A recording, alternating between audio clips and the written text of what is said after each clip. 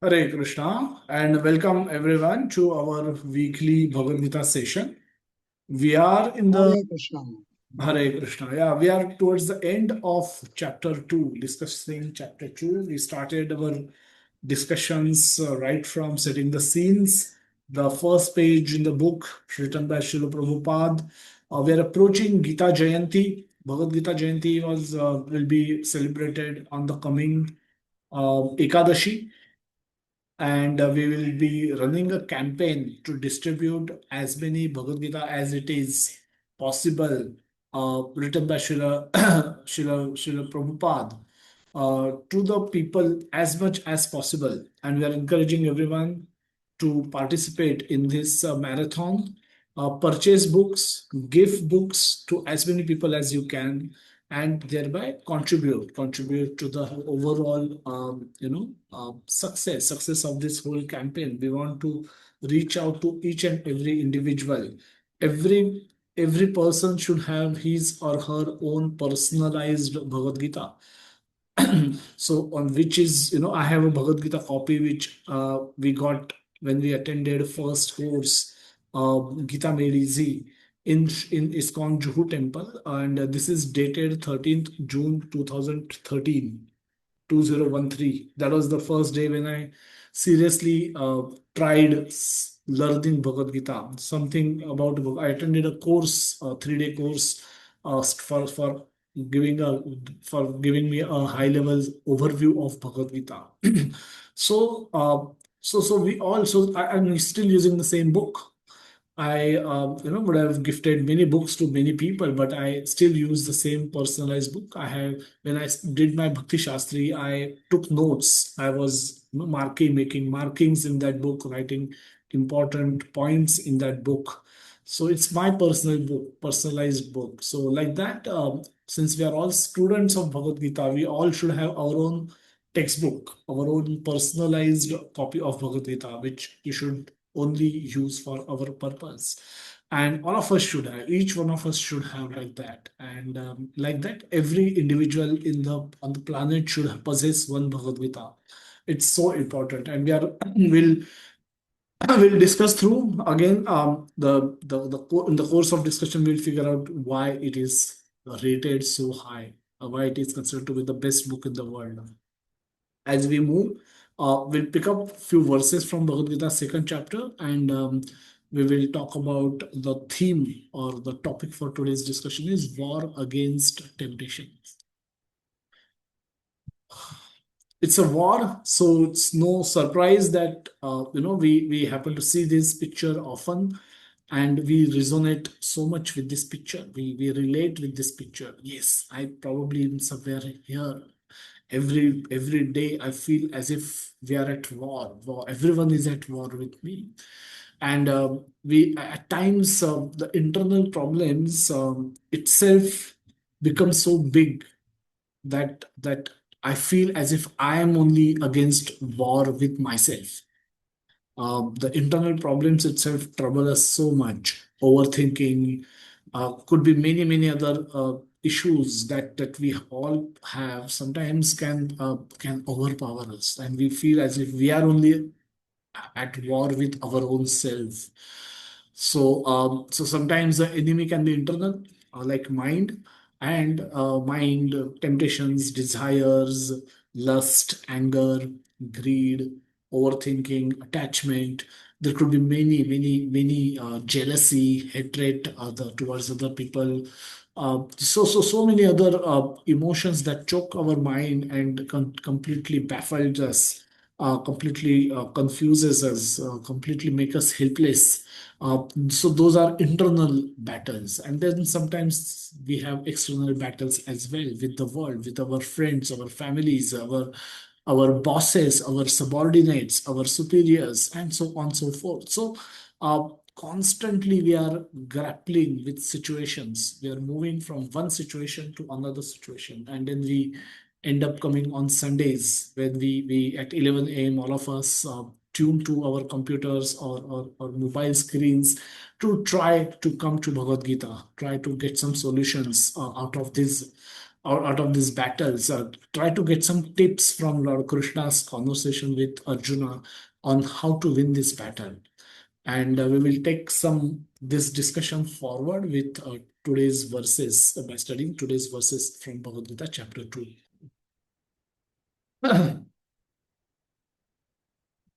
I've changed the picture. You would have seen that this is what we discovered in the last session. So I'm using the same image that at a mental level, this is where we are. We're feeling discouraged. Don't feel like fighting the war. This is the condition of Arjuna at the beginning of the war. And this is the condition of the same Arjuna towards the end of hearing and understanding Bhagavad Gita. So he's now at a mental level, he's clear and convinced about what to do. At intellectual level, he's confident and encouraged. So, this is the transformation journey that we all need to undertake. And externally, nothing changes, but internally, there was a complete transformation. How does it manifest? We'll go to the another point. A common God believer, we are a simple person, God loving, God fearing person. From that to becoming a devotee of Lord Krishna is the transformation journey we need to undertake. For a common person, the world is big circle. World is very big circle. He's attached to the world. He expect world to provide him with happiness, and he expect Krishna to arrange for that happiness. The devotee of Lord Krishna, for him, Krishna becomes the whole world. Krishna becomes a big circle. So he depends on Krishna for everything. And for happiness, he's dependent on Krishna. And he utilizes world in order to serve Krishna. Use the facility that he receives from the world to serve Krishna. So the source of happiness is changed from world to Krishna.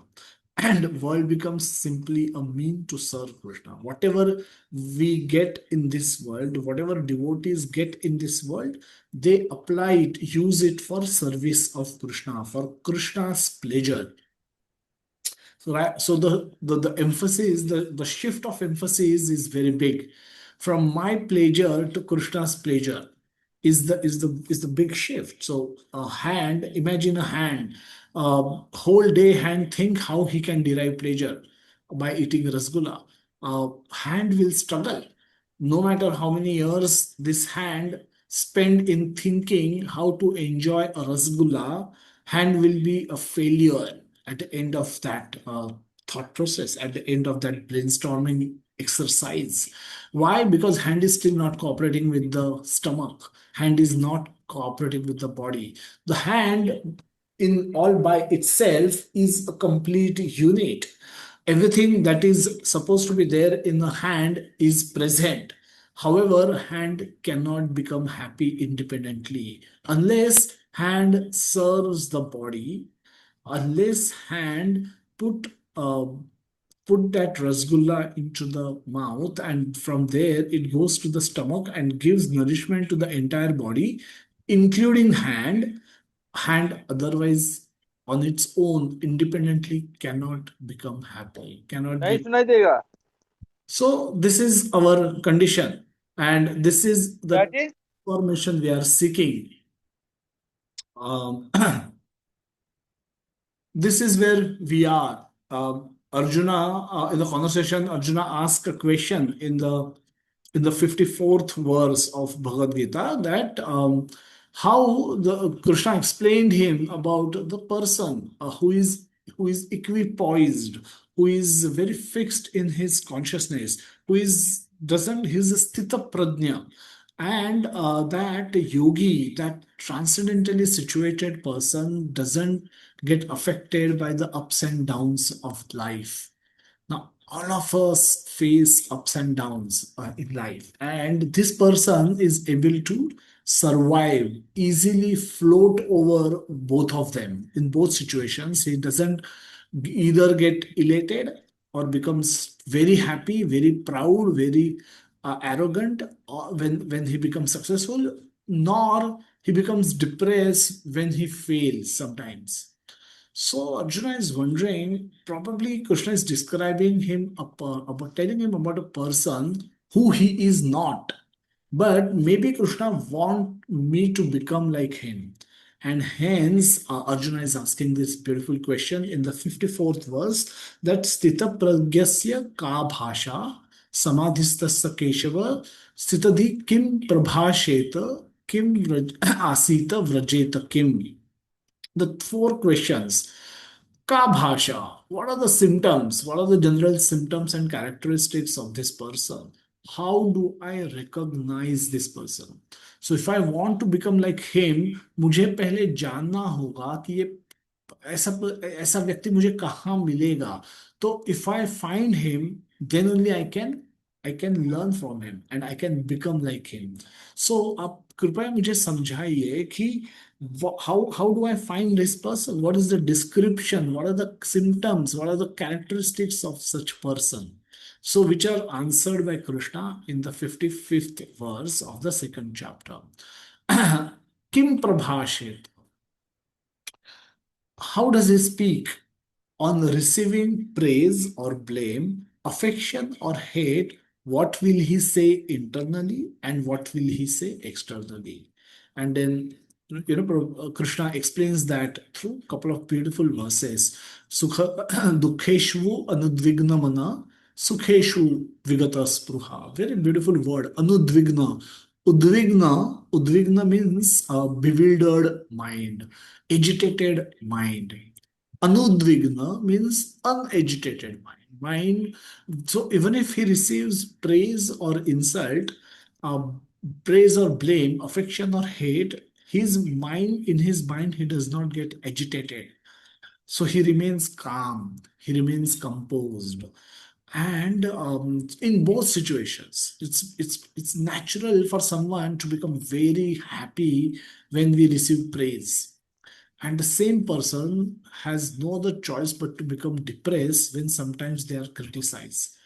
However, a jnani, an intelligent person, a transcendental person, a spiritually fixed person, neither gets elated nor gets depressed, even when they receive praise or they वो receive blame. उनको Now, question allot करते हैं ना, मतलब लोग. yeah, everyone can remain on mute, and so the co-host can help people help to keep people on mute so that we don't hear their voices. Everyone, please pay attention also. Don't just remain on mute and do other things, but please pay attention also, because this is the questions Arjuna is going to ask on our behalf. So he is basically speaking on our behalf. ये हमारे लिए है. So and because if you remember your own past, we don't react like that. Arjuna is asking how to be calm in all situations, and the reality is we struggle to remain calm in all situations. We easily become angry, we easily get agitated, which means these questions are also relevant for us. So, Kim Asita. Now, the world is filled with temptations, and this is the section that we are currently discussing, and we'll conclude this section today. The world is filled with temptations. In these temptations, अगर मैं हर temptation adapt करूँ, तो I will never be able to achieve my purpose. So I at times I will have to restrain myself from indulgence, from doing activities which are harmful to me. At times, those harmful activities themselves look very, very tempting, very, very attractive to me. But I should not be doing it, knowing they are harmful, knowing they don't help me achieve my purpose. So I should know what my purpose is, and accordingly, I should decide what is anukul for my purpose, what is pratikul for my purpose. अनुकूल means जो चीजें मुझे help करेगी मेरा goal achieve करने के लिए, मेरा पर्पस अचीव करने के लिए, those things I should be doing. And वो चीजें जो मुझे डिस्ट्रैक्ट करेंगे, जो डाइवर्ट करेंगे मेरा attention, those who will consume lot of my time which otherwise I can use to do activities which will help me fulfill my goal. So अगर प्रतिकूल है, then I will say that these activities are pratikul. Pratikul means they are not favorable to me. So I will do what is favorable for me to achieve my goal, and what I will not do things which are unfavorable, not favorable to me, and I will keep myself away from those things. So this person has to discriminate. This person has to have capability to know what is right, what is wrong. In every given situation, we should have ability to determine that, and then should have ability to say no to the temptations, to the wrong things, doing wrong and not waste time in doing wrong things. This for that, this person should be able to say a firm no, um, to the temptations. So he is restraining himself. Though he can, he is not indulging in those sensual activities. So he's restrained, and Krishna gives a beautiful example of a tortoise. How the moment tortoise senses danger, he pull all his limbs inside and protect him. He don't allow his his weaknesses to be exploited by the world. He doesn't allow that to happen. He protect his limbs, protect his vulnerabilities. We all have vulnerabilities, so and we should be conscious of those, and we should protect those as well. So a tortoise does it. Why we can't do it? We should also do it. And Krishna speak about those elaborately in this particular section, that how to control senses, how to restrain senses from the sense object in the world which is filled with temptations. There are temptations everywhere, and we'll look at that. That's why we have named this topic as a war against temptations. The last section, which we'll discuss next Sunday, is Vrajetakim, that the world is not just about sitting idle and doing nothing. We are expected to function in this world, and for that we will have to use the same senses, and we'll have to do the activities, which means a ship is safest when it's anchored in the dock, but that's not where it is supposed to be. It's supposed to be in the ocean, and hence one will have to take a risk and function in this world. One will have to go out and act. One will have to do things. And so this Tito Prajna, obviously, because he is able to achieve the goal, the purpose that he sets for himself, he is obviously doing something also. So Arjuna wants to know, how does he functions in this world? Again, the world which is full of temptation, how does he navigate through all of that? That is the last section which we will cover in the next Sunday, 2.64 to 2.71. The couple of verses which we've discussed in the previous session are these two. Yada samharate chayam kurmonganiva sarvashaha indriyani indriyarthebhya tasya prajna pratisthita. Yes. So one who is able to withdraw his senses from the sense object, as the tortoise draw its limbs within the shell, is firmly fixed in perfect consciousness. In the 59th verse, Krishna explains that Vishaya vinivartante niraharasya dehinaha rasavarjam rasopyasya param drashtva nivartate. That if you are able to do this, but doing this is also not a permanent solution. Why? Because suppressing senses is not a very beneficial activity. All of us have mode of passion within us, and mode of passion needs to be engaged, needs to be expressed. It cannot be suppressed, which means we will have to do something. We will have to do something. The mode of passion will force us to do things, and we might as well teach our senses to do right things. And if we fail to do that, they will end up doing wrong things. It's like teaching our kid, telling our kids to come to sit quiet. Now, kids will never sit quietly. Uh, Rarely you will find a child who is very quiet sit around, do nothing, and you'll not be happy seeing such a child. You'll want that child to do some masti. You will encourage that child to become active. You'll encourage that child to run around, pull this, pull that, catch a ball, throw a ball, so on and so forth. So that is how you expect all children to be. So we'll have to, similarly, the senses cannot be shut down completely, permanently, and hope that they don't exist. No, they exist and they are supposed to be utilized while functioning in this world, which means we will have to use the senses. And so Krishna says that in the 59th verse that you can't keep your senses hungry permanently. Vishaya vinivartante niraharasya dehina. That because why? Because the taste for sense enjoyment exists. That is continuing, which means eventually senses will fall down. Senses will force a person to fall down. So you may restrict sense enjoyment for some time, but the taste for sense object remains, which means the senses are still searching for sense enjoyment. That taste has not gone. That uh, the root cause, the root exists. You may chop off a tree from the above the ground, but if the root exists, immediately whenever they get water, they will again sprout into a tree or into a plant. So the problem is only half solved by restricting senses. Problem is only half solved, not fully solved. Why? Because the root exists. The taste for sense object exists. So how can that be rectified? Krishna says that can be rectified if you give your senses higher taste.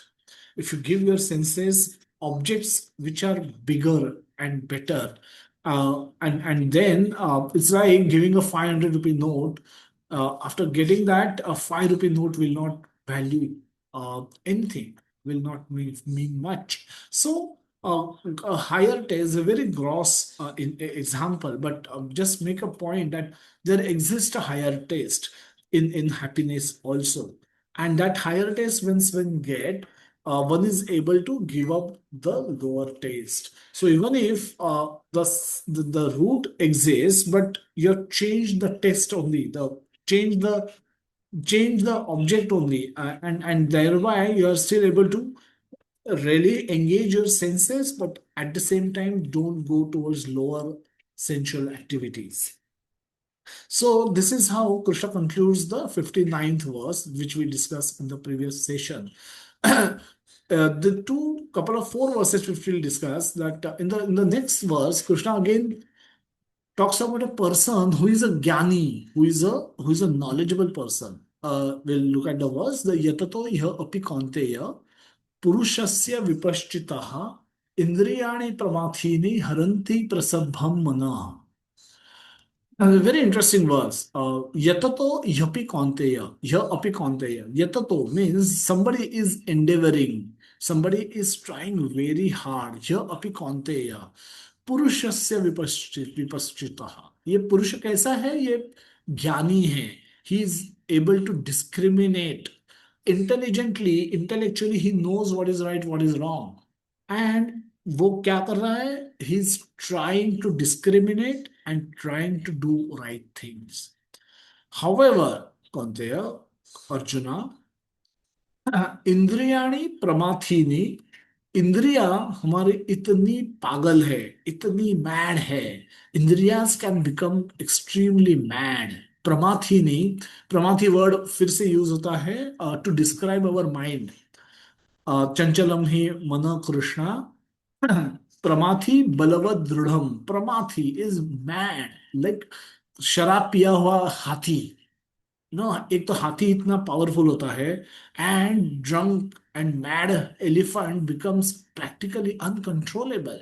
So similarly इंद्रिया भी, एक तो इंद्रिया इतनी strong होती है, इतनी power होती है, and when they become mad, they practically becomes uncontrollable. And then what is uncontrolled indriya can do? Haranti prasabham manaha. Haranti is a haran is a अपहरण, ये जो वर्ड होता है अपहरण, which is often understood as kidnap, is like a child walking from bus to home. Is suddenly two men come and lift a child, cover his or her face, and put him into a vehicle and run away from the scene. Now, child doesn't even know what has happened with him, and they may use chloroform to, uh, थोड़ा सा बेहोश करने के लिए, and suddenly the child wake up after 6 7 hours, and he find himself completely in a different strange location with strange people, and then he realizes that he's been kidnapped. uh, so this is हरंती. ये किसका kidnapping discuss हो रहा है? कि ये मन का kidnapping discuss हो रहा है. Our mind gets kidnap just like a child get kidnapped in the previous description. So इंद्रियाणि प्रमाथीनि हरन्ति प्रसभम मनः. These indriyas can become so mad that they can kidnap, they can forcibly carry away the mind, even of a per man of discrimination who is endeavoring to control them.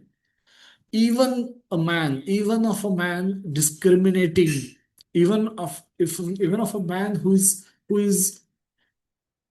aware of what is right, what is wrong, who is trying to discriminate, who is trying to choose right over wrong, उस आदमी का भी कोई भरोसा नहीं है. For that person also it's very dangerous. That person's mind can also get kidnapped. Mind get kidnapped means indriyas will force him to do things which he does not want to do. We'll look at examples as well, and you all will tell me how things happen with those.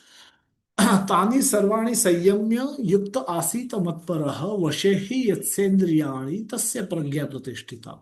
So in the previous section also, previous couple of verses, Krishna in the 58th verse spoke about the problem statement. Problem statement is indriya control karni hai, and then Krishna says give them higher taste. By higher taste, indriyas can be can they will give up the lower taste. So a problem 58 is a problem statement, and 59 Krishna gives us suggest for a solution. In the next two verses also he does something similar.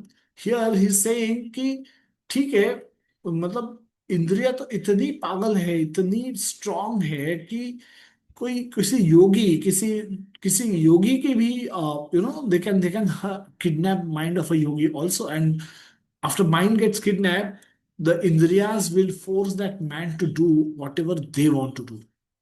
So, any horrible incidences can also happen. Uh, Unknowingly, unwantedly, can be done by that man. So this is a problem statement. The 60 is a problem statement, and then 61 is a solution that Krishna is offering. That's why we are looking at these two verses in the set of two verses. That there's a problem statement and there's a solution offer. In the previous one, Krishna says, engage your senses, give them higher taste, and thereby they will be able to give up lower taste. In the second set of solution is he takes that solution further. Giving higher taste, what do you mean by that, Krishna? Then he says, Tani sarvani sanyamya yat asita matparaha vashehi yatsendriyani tasya pragya pratishtitaha.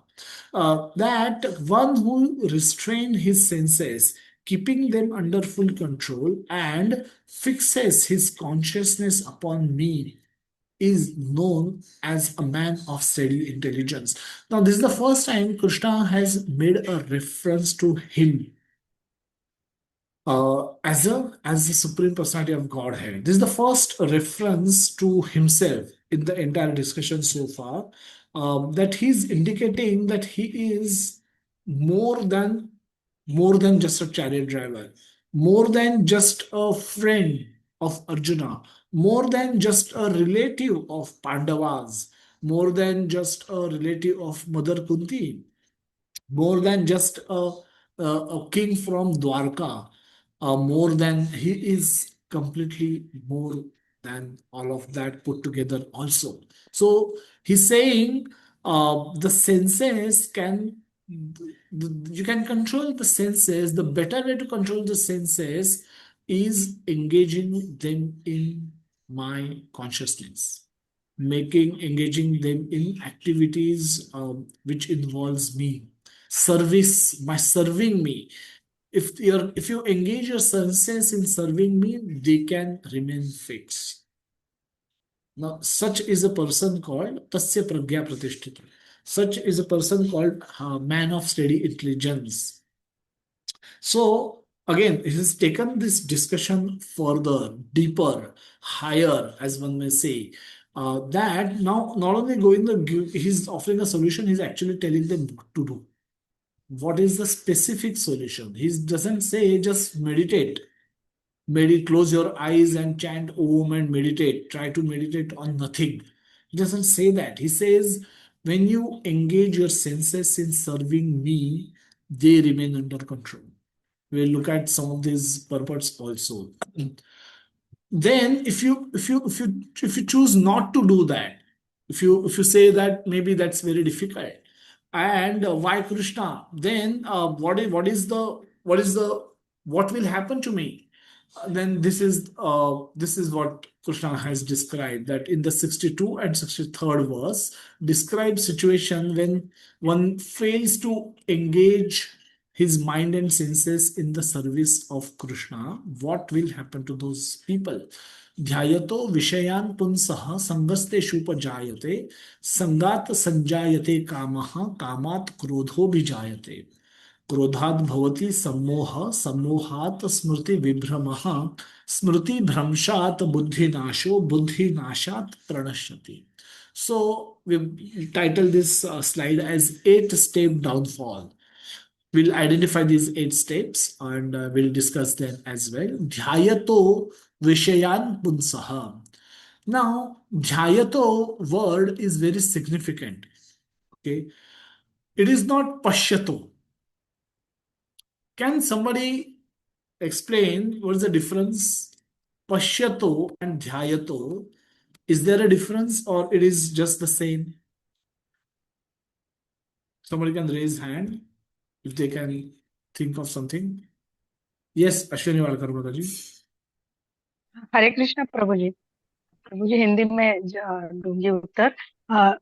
Arjun जी बाहर से पूछ रहे हैं कि वो कैसे खाता है, कैसे रहता है, कैसे देखता है, लेकिन कृष्ण भगवान अंदर से बता रहे हैं। पश्यति का अर्थ होता है कि सिर्फ देखना, और ध्यायत्व का अर्थ है कि अंदर से वो ऐसा समझता है, मतलब भौतिक और अंदर का। ऐसा मुझे लग रहा है कि मतलब अंदर से क्या उसका कर्म हो रहा है, स्थित प्रज्ञ का, ऐसा मुझे लग रहा है।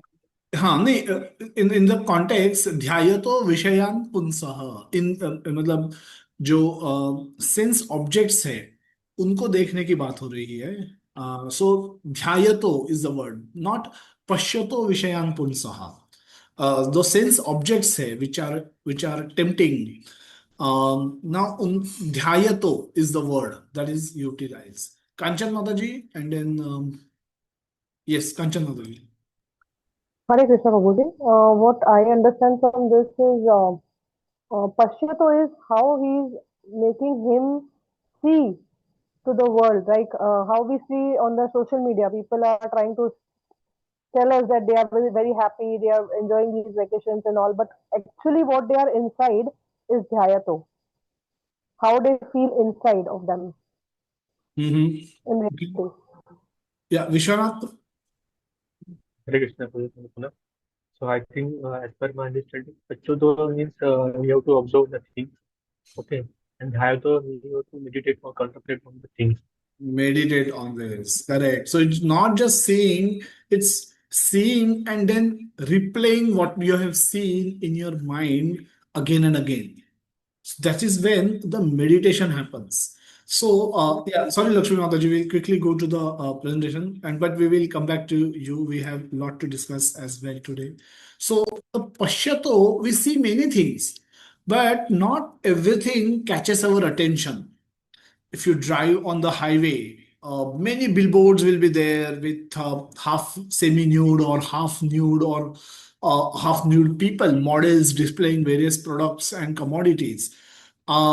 And not that everything, we see everything, Pashyato, but we don't meditate on all of those. Some of it may catch our attention, and it will start replaying in our mind more and more and more and more.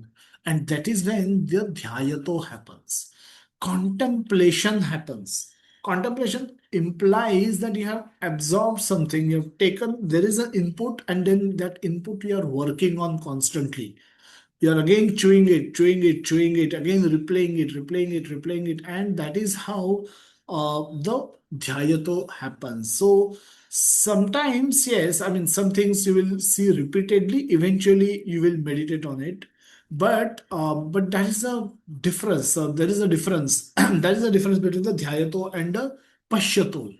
Pashyato is just seeing it once, and we just move on. But dhyayato is we meditate on those incidences. So dhyayato vishayan punsa. While contemplating the object of senses, a person develops attachment for them. From such attachment, lust develops, and from lust, anger arises. Krodhad bhavati sammoha. So this next verse picks up from where the previous verse left off. कि ठीक है, क्रोध में आ गया है. ठीक है, क्रोधात भवति सम्मोह, सम्मोहात् स्मृति विभ्रमः, स्मृति भ्रंशात् बुद्धिनाशो, बुद्धिनाशात् प्रणश्यति. From anger, complete delusion arises, and from delusion, bewilderment of memory. When memory is bewildered, intelligence is lost, and when intelligence is lost, one falls down again into the material pool. Let's look at those 8 steps once again. Contemplating on the sense object. Now, one is not just seeing the sense object, one is continuously seeing it, continuously thinking about it, continuously meditating on that sense object. That is when the dhyayato happens. So obviously, if you do that sufficiently enough, no wonder you will develop attachment towards that sense object. Attachment gets converted into lust, uncontrolled desire to enjoy. Lust is simply translated as uncontrolled desire to enjoy. When you don't get enjoyment, when you don't get what you are desiring for, then naturally the anger arises. Remember, every time you became angry, uh, and you go back, take a one step back, becoming angry in step number 4. What attachment was there in step number 3 that did not got fulfilled, because of which you became angry? We will we will look at a list of those attachments, or temptations, or or our problem statements which make us angry. And anger is everybody's issue. Lot of people claim to have issue with the anger, and so this will be a very good discussion for all of us. Not that I'm above all this. I'm very much part of the problem. I have many of these problems, maybe more than many of you. Just because I'm speaking this doesn't mean I know, or I'm above all these problems. I am very much struggling to cope up with all of these problems as well as we speak. But nevertheless, let's together try to understand how we can overcome this. So the anger, unsatisfied lust leads to anger. Delusion, not able to decide what is right, what is wrong. Loss of memory, or loss of memory, it's smriti bhramsha. So smriti literally means remembrance, but it's a forgetfulness of reference point for seeking right advice. In the previous case, previous step number 5 is a delusion, when we are not able to decide what is right, what is wrong. When we don't know answer to something, we go to our reference points. Our reference point in this case is Bhagavad Gita. And Bhagavad Gita is instructions given in Smriti as well as Shruti. There are two types of scriptures or body of knowledge available, Smriti and Shruti. Shruti is what was heard and translated, right, written down by the sages. Smriti is what was remembered, what was heard, remembered, contemplated, and written. So, Shruti and Smriti, these are the two types of bodies of knowledge of that are available. So, Bhagavad Gita is part of Shruti because Arjuna heard it, and also Smriti because Vyasdev wrote it at later stage. So, it's both. It can be said that it's part of both the scriptures.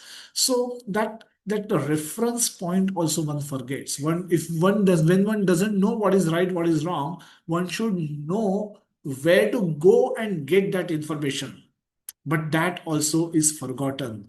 Then that step 7 is loss of intelligence, and step 8 is complete fall down. And of course we will discuss this with the help of an example, and which we will come back to all these 6 verses that we discuss. We'll talk about a pastime of Ajamila. The first part of it, the Ajamil pastime, appears in the Canto 6 of Srimad Bhagavatam and can be used for learning many beautiful points. Is a one point, simply by chanting Narayana once at the moment of death, how Ajamil got mercy, how he got saved. So it's an example of extreme mercy that name can offer, chanting of Hare Krishna Mahamantra can offer to us. If Ajamil can be delivered by chanting Hare Krishna once, imagine how much mercy we can get if we intentionally chant Hare Krishna Mahamantra. But that is towards the later part of his story. His story began much earlier. So we'll look at that story and then we will discuss some of the points. A young Brahmana named Ajamila. There was once a young Brahmana named Ajamila who was a reservoir of good character and conduct. So he was a Brahmana. Brahmanas are known in the 18th chapter, 42nd verse, describe qualities of Brahmana. Shama, Dama, Tapa, Jnana, Vijnana, Audarya. There are many beautiful Kshama, Shanti. There are many beautiful qualities that are used. The Brahmanas are described because with those qualities, and anyone who possesses those qualities should be considered as Brahmana. Shama chana dame chana. Shama is mind control. Dama is sense control. Jnana vijnana, knowledge and realized knowledge. Kshama, Shanti, Arzava, Astikya. Kshama is Kshama, forgiveness. Shanti, one who is always peaceful. Arzava, one who is humble. One who is Astikya, one who is believer of God. And he's spreading Krishna consciousness. He's aware of his position as spirit soul, and he is spreading Vedic knowledge. So that person is known as Brahmana. So Brahmanas are considered to be very, that's why Lord always protect Go Brahmanya Hitaya Cha. Not Brahmanas with surname, only surname and doing all kind of rascal activities. Those Brahmanas Krishna will not protect. In fact, Krishna will give them birth in lower castes so that which are more suitable for doing rascal activities. So those Brahmanas will eventually fall down. So Krishna is referring to those Brahmanas, those who are those who are properly practicing Brahminical culture. So he was a young Brahmana, a reservoir of good character and conduct, and he was mild and gentle, always truthful, well versed in the Vedic scriptures, and very pure. He once encountered with a temptation. Let's see what happens. One day, on the request of his father, Ajamila went to the forest to collect fruits, flower, and grasses. On the way, on the way home, he came upon a very lusty, low-class man embracing and kissing a prostitute. Both of them were drunk and the man was smiling, singing, and enjoying himself without shame. The prostitute's eyes were rolling in intoxication, and her dress had become loose. When Ajamila saw her, the lusty desires in his heart awakened, and in illusion he fell under their control. What happens next? Descent into sin.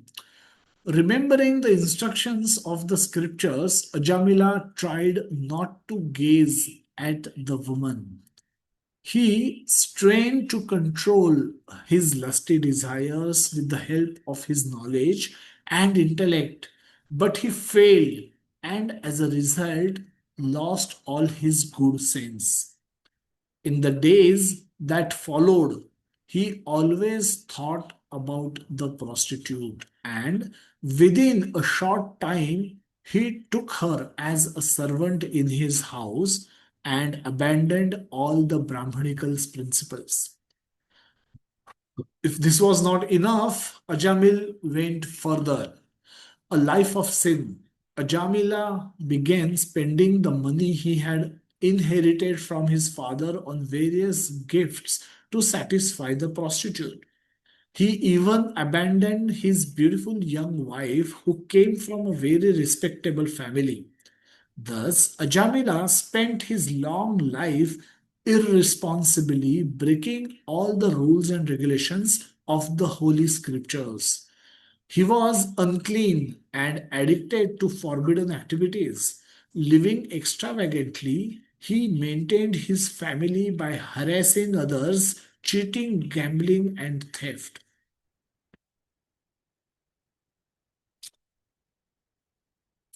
This slide to this slide,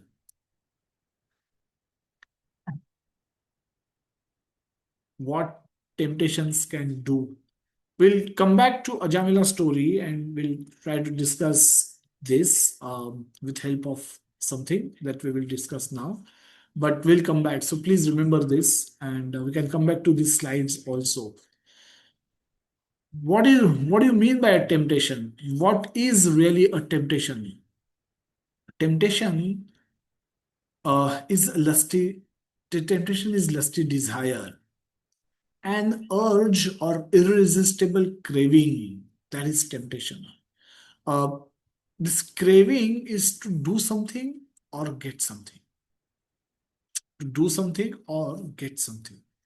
So it is urge. Urge implies urgency.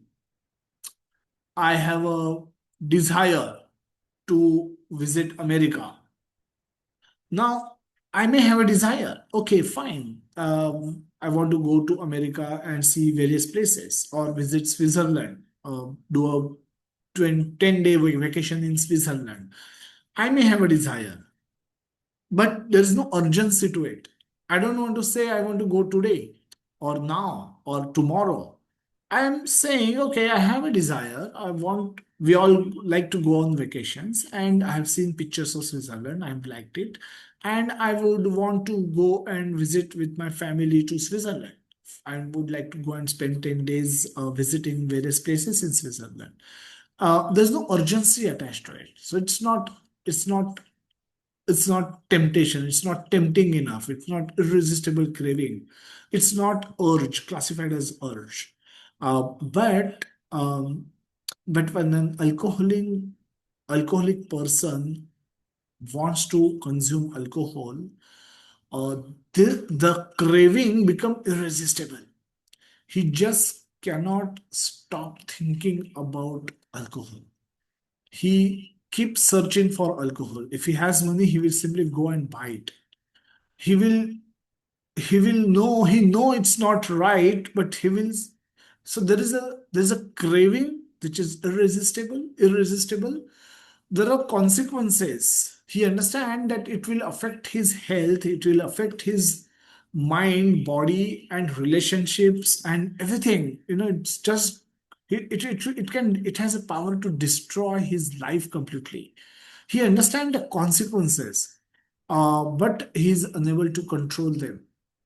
He's just find everything out of control, as if there is somebody who is controlling him from within and forcing him to consume that alcohol, when in all his intelligence he know it's not right for him, or he wants to give it up. But someone from within act in such a way that he's forced to accept, he's forced to go and consume that alcohol, and then he again get drunk and again breaks his vow for giving up alcohol, and so on and so forth. So this is an example of urge. It's not, it's an urgent desire, and which must be fulfilled at any cost. At any cost means literally at any cost. Drug addict commit crime if they don't have sufficient money to consume drugs. They can cheat people, they can kill people, and get rob them with their money and go and buy drugs and get intoxicated. It can take many form and shape, but this urge, uh, we, hopefully nobody has experienced this kind of a thing, but we do experience it in a smaller scale, but it doesn't become that big, that bad, that people do anything to get their craving satisfied, either to do something or to get something. The forms of temptations, forms of lust, forms of the problem statements, and we can, and last item here is etc. So we can keep adding in the list, we can keep making this list bigger, because of the easy availability of internet on every phone.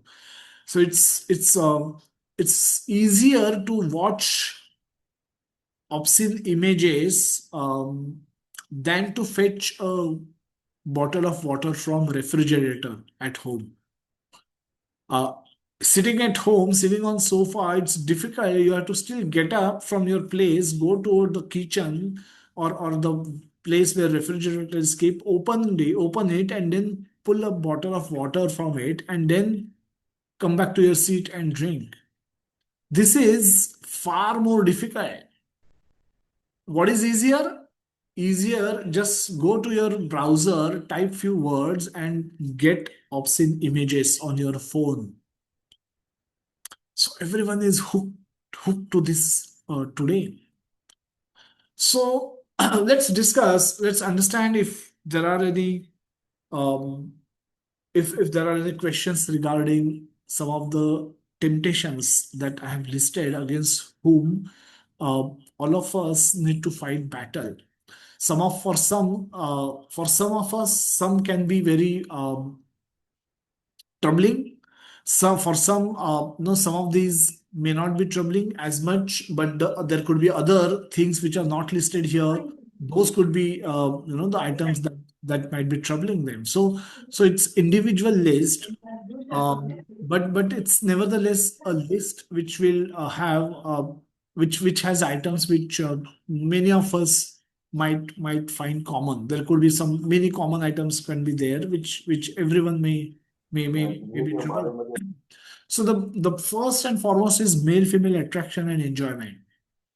Uh, as people become young, obviously this gets developed naturally, and today's world fuel it, add fuel to the fire. Like that, they provide with so much exposure, so much. It's been glorified so much that people will start thinking that whole life is this only. The women are projected in the society in such a way that they are simply getting labeled as a good looking objects for exploitation, good looking object for enjoyment, object of enjoyment only. So um, so so this thing always existed, but today's media, today's social media, advertising media has made it bigger than ever before. So much so that people, the youth of today, may think of this to be the goal of their life. And they may divert all their energies, all their attention, all their intelligence, they may use only for doing and talking about these things, the male female attraction. How can I look good? How can I attract the opposite sex? And how I can enjoy with them can become and remain the sole matter of importance for many young people. Why young? Even middle-aged people, old people, everyone trying to is trying is busy with this whole business of male-female attraction and male-female enjoyment. So this is catching. So Prabhupada says in one of the lecture that the whole world is moving with sex impulse. The whole world is moving around the sex impulse. Everything is this is considered to be the highest in form of enjoyment in the material world, and therefore this has been meditated by many. This has been meditated by many, and then wherever people get opportunity, people fall down. Many people don't fall down because they don't get sufficient opportunities. It's not that they are elevated, they are at an elevated position.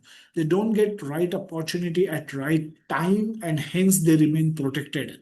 Not that because of their higher consciousness they are protected.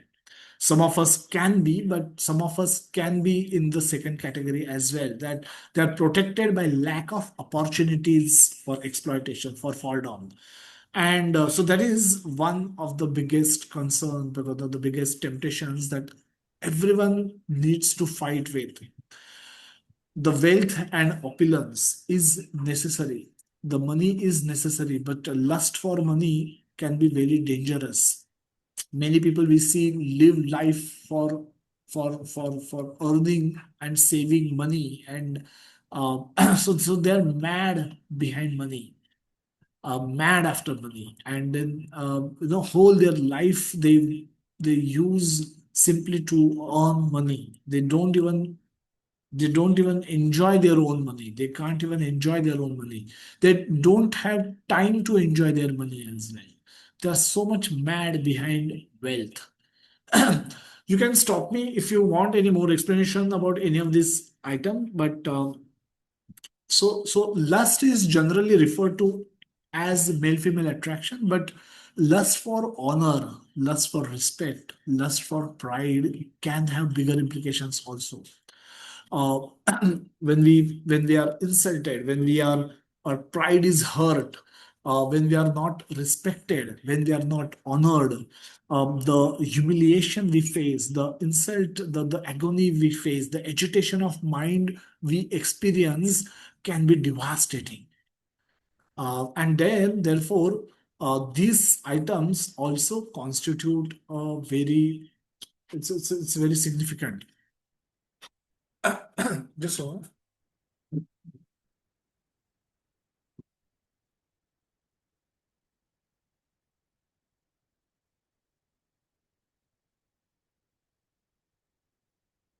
All of you can go to the chat box and type Y if you are able to resonate with what we are discussing.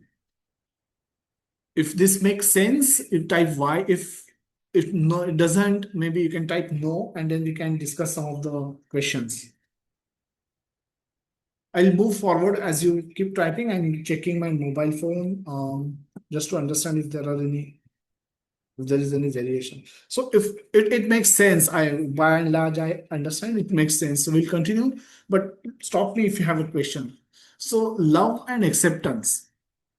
Love and acceptance, again, this is Bollywood and Hollywood has made it bigger than what it is. But crime happens, a lot of crime happens in the name of love. When you're not accepted in the society, when you're rejected in the society, the pain that one experiences can be intolerable, and people may jump from a cliff or commit suicide, and because of this. So this is something that make us do horrible things. Why? Because simply because we are rejected by one individual, one person. They don't love me. They don't accept me. And then I find the situation so worse that I find life worthless and I go and commit suicide. Lust for control. It's important. again, it's invisible. None of these are like visible in people. People don't carry with banners that I am lusty for control, but people are control freak. People wants to interfere into everybody else's life.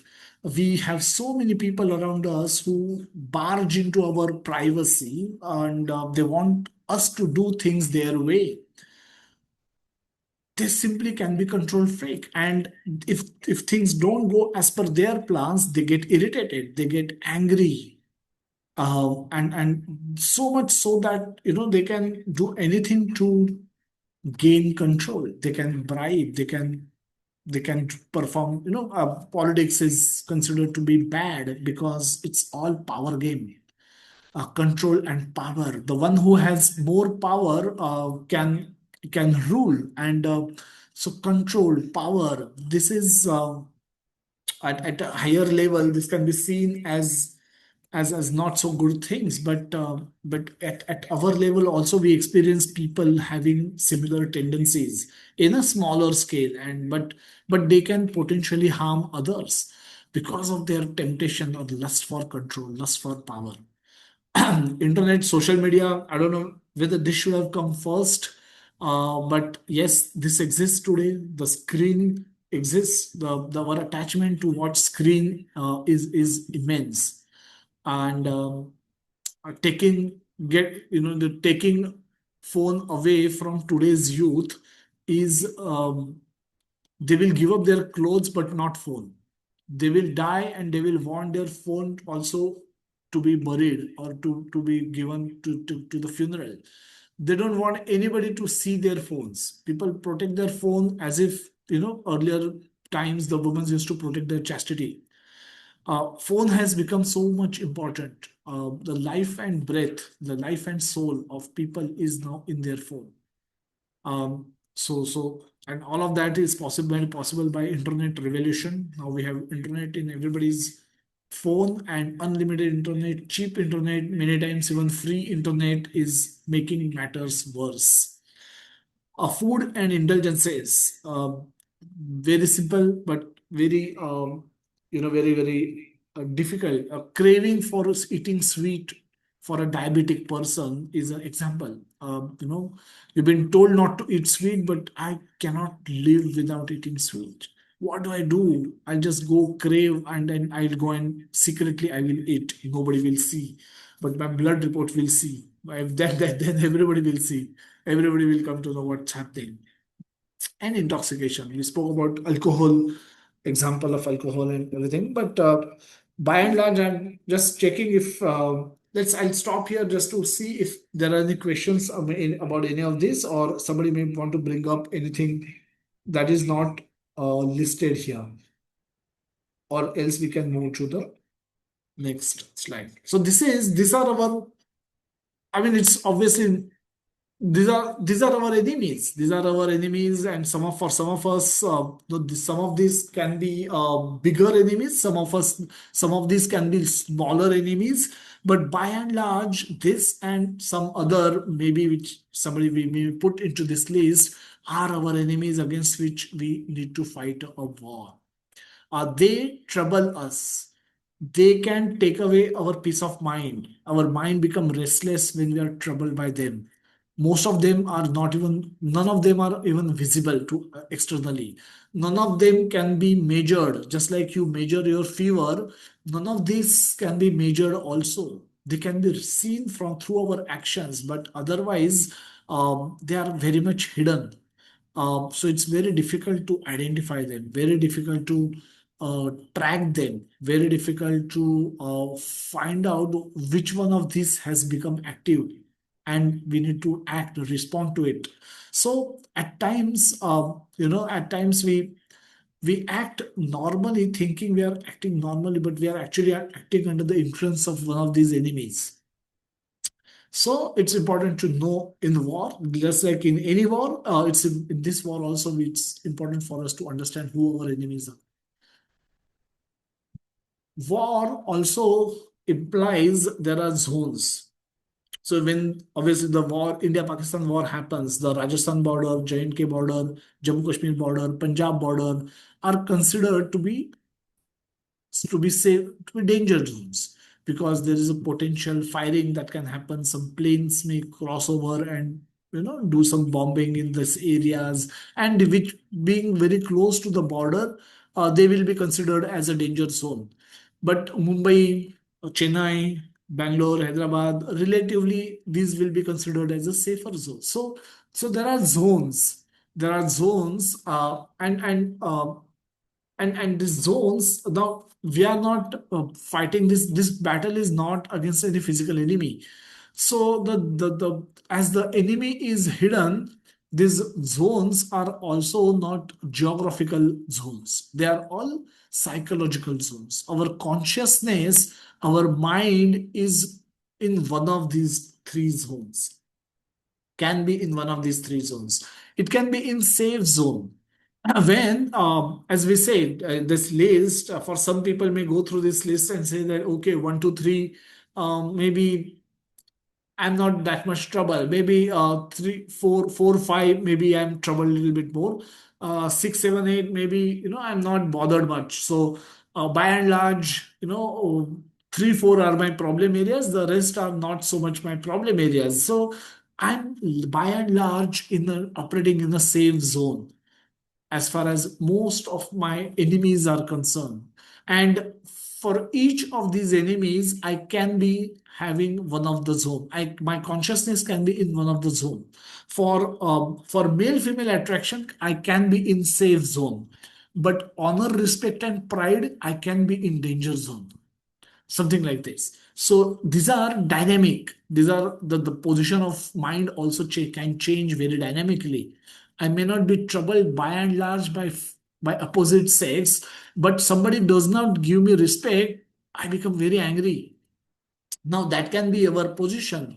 uh, so which means I'm, as far as the male female attraction and enjoyment is concerned, I'm quite happy and content with whatever I have. But honor, respect, pride is concerned, there I can be provoked very easily. If when I walk in, somebody does not pay attention to me, they don't respect me properly, they hurt my pride by saying something which is against me, and so on and so forth. So now when this happens, I get agitated, I can lose my temper very easily. So I'm in danger zone as far as this is concerned. So why this is required? Because we need to know how we operate, and where we are with reference to these zones, this in our enemies, where we are, for which enemy we are in which zone, and accordingly we can define our strategies. So safe zone is when we are almost not troubled by these temptations. Danger zone is when we are tempted by various desires coming from within and coming from outside, whether if within or outside. So and then a relapse zone is lapse. Relapse is a word which is like lapse makes making a mistake. um, Say batsman is batting very nicely, and suddenly he loses his concentration and he gets himself out. So we say it's a lapse on his part, it's a mistake. And relapse means when you make a mistake, you correct yourself and you again make that same mistake again. So relapse is making the same mistake again. So we can be in a relapse zone. So it's like, for example, can be an alcoholic who is corrected himself, who is gone, who has been an alcoholic for some time, not able to give up alcohol, with great effort, great determination, great endeavor, lot of help from family and friends. He is able to overcome that habit and now has become sober, maybe for 1 week, 15 days, 30, 20 days, 30 days, 6 months. And again, sometimes uh, end up meeting his old rascal friends, and when they offer him free alcohol, he ended up, again got drunk. So all the effort that he put in, and then be remaining before he became sober, and then remaining sober for 6 months were wasted by simple one temptation that he couldn't resist.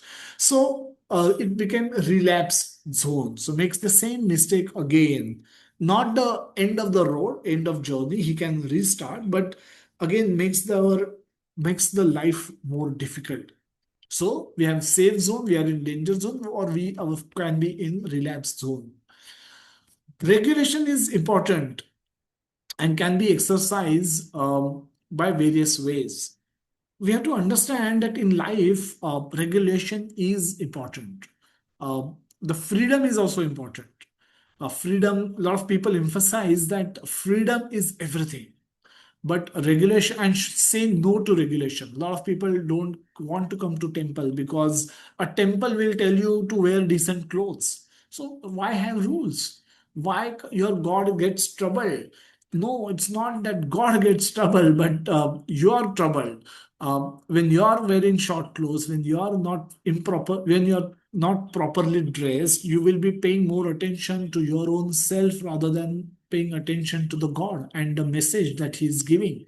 So the whole purpose of visiting a temple, which is mandir, is a place, is a hospital for your mind, gets defeated, becomes useless. So what's the point? So focus on God. Therefore, when you come to temple, you should have exclusive focus on God and His message. So to do that, wearing decent clothes facilitates that happening. Whereas wearing improper clothes will will divert your attention to your clothes and other people's attention to your clothes rather than God. So the whole purpose of coming to the temple gets defeated. Therefore, one should wear proper clothes while visiting temples and decent places. So regulation in general is important for us to achieve our goal. Visiting temple is can be, our goal can be to know more about God, to know who is God, to learn some scriptures, to associate with devotees, to take some prasad, to remain in a pious environment, to add to our piety, do some chanting, sing in the kirtan, dance in the kirtan. We can have various purposes. Meet devotees, talk to devotees, discuss our problem with the devotees. So there is a purpose why we visit a temple, and anything that that does not help serving our purpose, we should say no to do those things. And if wearing improper clothes divert our attention, we should wear proper clothes. So anything and everything, so which has ability to trip us away from our goal, achieving our goal, we should be aware of those things, and we should make sure that we regulate those things. So in the world, when so many temptations, the world is filled with so many temptations. Now these are, some of these are external, some of these are internal, and some of these are I have remembrances of some of these enjoyments of from my past life, or in this lifetime or previous lifetime. I may have some liking, some cravings for some of these activities, and some of these activities, the cravings are created by the world, when they by showing up beautiful models, beautiful looking male females, when they get when they pose with alcohol bottles, they pose with cigarette brands, they pose with uh, very highly fashionable clothes, they pose with expensive cars, expensive jewelry, expensive watches. I they all create desires. They are manufacturing desires inside me. And some of them, those desires, when I contemplate them sufficiently, they can become my temptations. I may end up acting on some of those desires. So, how can we save ourselves from those situations? So, having a sense of urgency and gravity or seriousness of activities undertaken can become a protection wall for us. For example, if a student, when the student is giving is expected to appear for an exam next day, and on the Monday morning he's supposed to go and give an examination, but on a Sunday, night, one day prior that one of his favorite cricket team is playing some final with arch rival. And but the student, if he's purpose driven, if he understands the situation, he understands the seriousness of the situation, and instead of watching cricket match, he chooses to study. Very innocuous kind of example, but the temptation can be such that one may end up watching entire cricket match for 6 hours and 7 hours, and may score very poorly in the exam. That's possible. But this particular student, when one is serious enough about the urgency and the seriousness of the activity to be done, for example, in this case, it's a giving an important examination. A student is able to navigate through this tempting situation easily, and don't fall prey. Even if his favorite team is playing, he's happy go and watch highlights later. Protection can also come from being purposeful. Purposeful, a painter can be attached to painting. A musician can be attached to playing music, or composing music, or playing instrument or singing. So the thing that you are attached to can become your protection. So that so much, because when the other things will trouble our mind, one will take shelter in doing these things, and thereby they will not get agitated. Their minds can remain calm and peaceful, and even if the tempting situations come up, they are able to say no to that. The best protection available is with the devotees of Lord Krishna, who will be engaged in service of Lord Krishna, who will be engaging all their senses, all whatever they have, they will engage it in service of Krishna, which will protect them. Their loving attitude will protect them. Their their reciprocation from Krishna will protect them. And they will not, even if they are seen doing worldly activities, they remain detached from all of those activities. They does not fall prey to the temptations, and they don't fall down. Triggers. Trigger is an important concept. We spoke about an example of an alcoholic person who, with great determination, gave up alcohol. Great determination and lot of help from his friends and family, gave up alcohol and remained sober for 6 months. The trigger came when he ended up meeting his old friends accidentally, and they suggested him, why not have a party, a reunion, which are nowadays becoming very famous. So why not have a nice party? And what started as just go and have one drink ended up becoming a party which might have lasted for a few hours, and this person got drunk and came home defeated. So the trigger is important to understand. What is the trigger for us? All of us can have different triggers. A trigger is what creates that, makes that desire active. The desires could be there. Our minds might possess thousands and lakhs and millions of desires. Not all of those are active. Not that everything is functioning simultaneously, but something gets triggered, and that particular desire becomes very active and becomes irresistible. Urge. It becomes, from desire it becomes urge, and then we end up acting on it much against our own wish. So so this is, we should understand what are the triggers, what triggers us, what triggers that conversion from a desire becoming urge. What triggers such conversion that my desire, which is sleeping desire, suddenly becomes an urge and force me to act in a very horrible way. At times, even commit mistakes, commit crimes that I become shameful of, I become very ashamed of later. So if we know those triggers, why we need to know the trigger? Because we need to protect ourselves from those triggers. So if we know that meeting these friends, can be a trigger, can give me a trigger, I will not meet them if possible. Even if I'll meet them in such a social circle where I will be protected, or I will refuse to meet them alone. I will refuse to go out with them, knowing what it can lead to, and that's how I will try to protect myself. So triggers could be external. Triggers in this case, the triggers are external. The friends are catching up with this person in the name of reunion, and they may not even force him. They may just and suggest him, let's go and have few drinks, couple of drinks, one drink, and this person, the trigger just the desire suddenly becomes active, and this person only goes ahead and get drunk. Not that they have fed him that alcohol.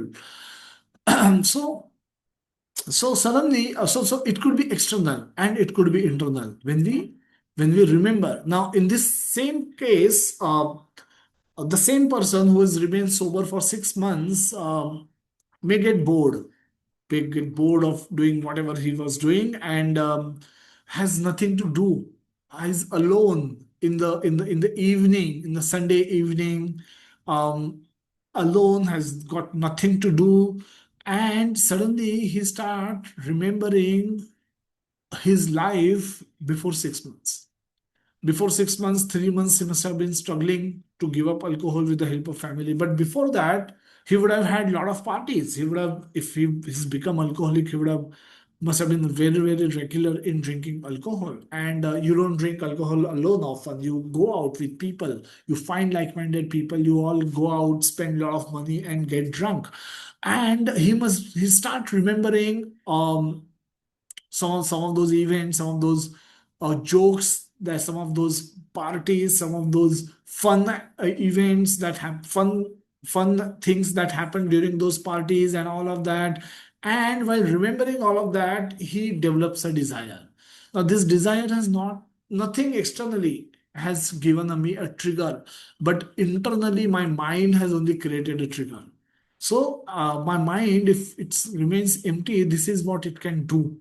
It can pull out a memory from my past, and it can create a desire. It can convert a desire into urge, and suddenly I am now remembering all of that what I did a few years back. Suddenly I am now having an urge to drink alcohol, to consume alcohol, even if I have tried so hard to give up alcohol. This may what we're talking about is about intoxication, which can be understood very easily and might not be actually relevant to most of us, but the same thing can be applied to each of those temptations that we listed. And all of this can be discussed with reference to each of those temptations. And we could be in the safe zone as far as alcohol is concerned, but we could be in danger zone as far as some of the other items on that list can be concerned. So we need to be watchful extremely. So what we need to do, we need to know our triggers and minimize our exposure to it. So we have to minimize our exposures. If our vulnerabilities, we don't have to expose. And by protecting our vulnerabilities, we are remaining purposeful. We are not tripping from our path. We are not falling away from our path. We are remaining on our path, and that will help us achieve our purpose at the end of at the end. So minimize exposure if possible. At times, even that is not possible. Those friends happen to be his office mates. You are forced to go and see them every day. Uh, but you can say no to go out with them. That can give you triggers. So know your triggers and protect your triggers. Then, second important point is respect your limits. Respect your limits means don't take victory for granted. Always be cautious. In this case, this is a lifelong battle. You're never, it's not that you cannot really consider yourself victorious and think that now this will never affect me. You never know when your mind can trick you. So always be cautious. Quickly go back to Ajamila pastime, and we'll actually go back. Can we classify how Ajamila moved from these three zones? Moved in these three zones. What he did. We'll go back to and also we can discuss the 8 steps, how he completed those 8 steps in his fall down also. So these are the 8 steps contemplating on the sense object. So talk about the same story first with the help of these 8 steps, and then the zones.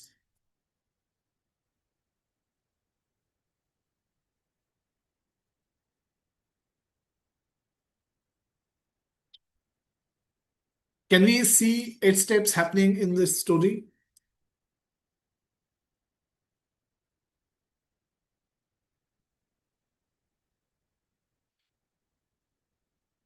Anybody wish to give it a try? Lakshmi Mataji, you've raised your hand previously, so maybe I'll just pull your name. Ajamil की कहानी में ये सब दिखता है actually. तीन 8 steps हो गए ना? हाँ जी। चलो, फर्स्ट पश्य ध्यायतो विषयान् पुंसा ध्यायतो. When that happen, you see this happening?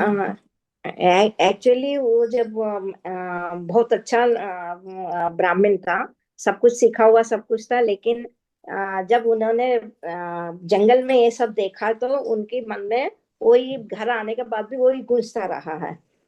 Correct. So that happens dhyato. हाँ जी। Okay.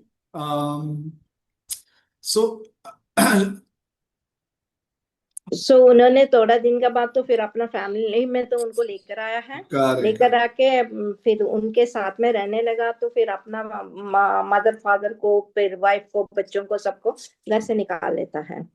Correct. Correct.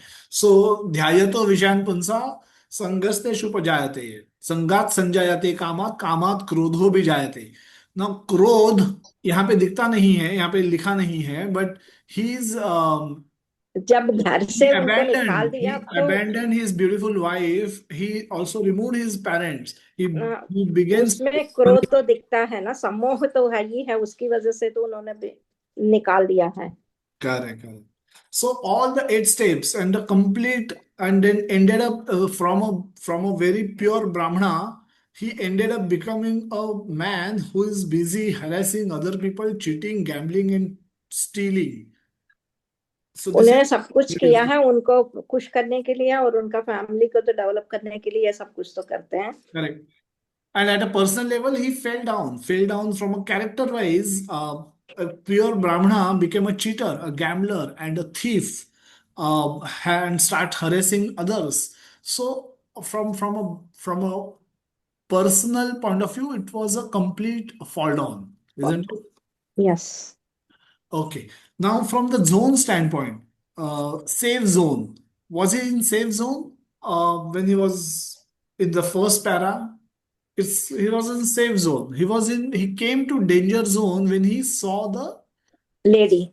Yeah. that lady and that man. And we see many things in the world, but we don't meditate on those. He kept seeing, and he kept recording and replaying that in his mind. So when he came home, he never lost that sight. Even if he was at home, he kept thinking about that lady. Now, it's not that he gave up so easily. He tried his best to fight with those temptations also. So he had learned from the scriptures that this is not right. So he tried using his intelligence. It's not that he fell down at the first instance. He fought. He fought using his knowledge and saying think. So you can imagine inside his mind there was a battle. One side saying, go get that prostitute, bring that prostitute home and let us enjoy with her. And the other mind saying, no, it's wrong. You're a married man, you're a Brahmana, such a reputed person, you're a learned person. You know these are wrong activities, these are unclean activities, this is something we should not be doing. You have a wife, you have parents, you have life, you have, so you should be engaging your activities rather than creating ruckus in your activities. But the other side kept demanding, no, I want to enjoy with her, I want to enjoy with her. This side kept saying no to it, no to it, no to it. Eventually this side became weaker, and Ajamil, this bad mind overpowered the good mind, and he brought her home. He engaged her as a servant in his house. Eventually, he abandoned all Brahminical principles and started giving her gift from using father's money to please her, to please a prostitute. Eventually, he kicked out his wife because whoever was becoming hurdle, um, becoming coming in between him and his prostitute girlfriend, he was throwing them out. So one first one to go out was his own wife. Eventually, he threw away his parents also, and he started living, got married with this lady, and started living with her and produced 10 children, and maintained them by doing these activities, colorful activities of cheating, gambling, threatening, and stealing. That is how he started maintaining with maybe all of them. So it's like someone who knows what is right, what is wrong, who knows this is, he is a man of discrimination. यततो य अपि कौन्तेय पुरुषस्य विपश्चितः इंद्रियाणि प्रमाथीनि हरन्ति प्रसभमना. But his mind got kidnapped completely, and then his senses overpower his mind. Senses are supposed to work under the influence of his mind, but here the reverse happened. The senses simply overpowered his mind, and all good sense that he had got lost, and he ended up doing what he did. So this part of the story clearly tells us how dangerous some of those unattended temptations can be. And for us, for Jamil, this was that, this attraction towards opposite sex became that subject matter of downfall that triggered the downfall. For somebody else, it could be any one of these or etc. What is not mentioned here, any one of that can become the troublemaker. So overall, I think we need to be very careful with what we have, what temptations we have. Know what your triggers are, minimize your exposure, and respect your limits. Don't think victory. Don't take victory for granted. Always be cautious. All of us have limitations. None of us is perfect. So all of us, given a chance, will can fall down. So we should always be careful. So Ajamila was in the safe zone at the beginning.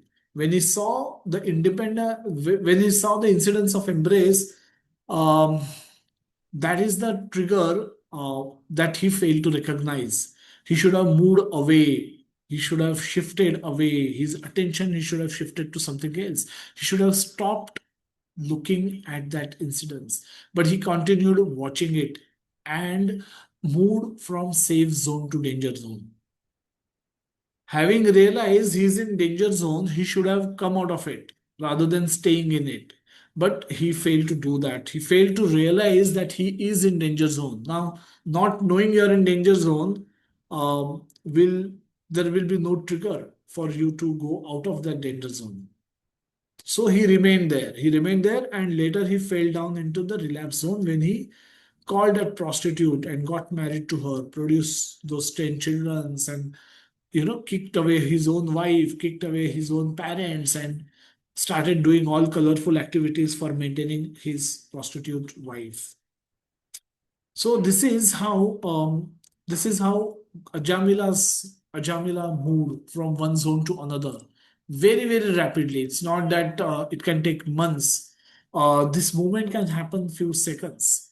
So it could be very dynamic move that can take one from one zone to another and to another, or it can take prolonged exposure also. So What will happen with whom, when, it's something difficult to predict. But awareness is important. We should be aware that danger exists everywhere, and we need to protect. We need to be aware of what are our vulnerabilities, what where we can, where we are, what are our weaknesses, and we need to protect our weaknesses. And unnecessary triggers we need to avoid.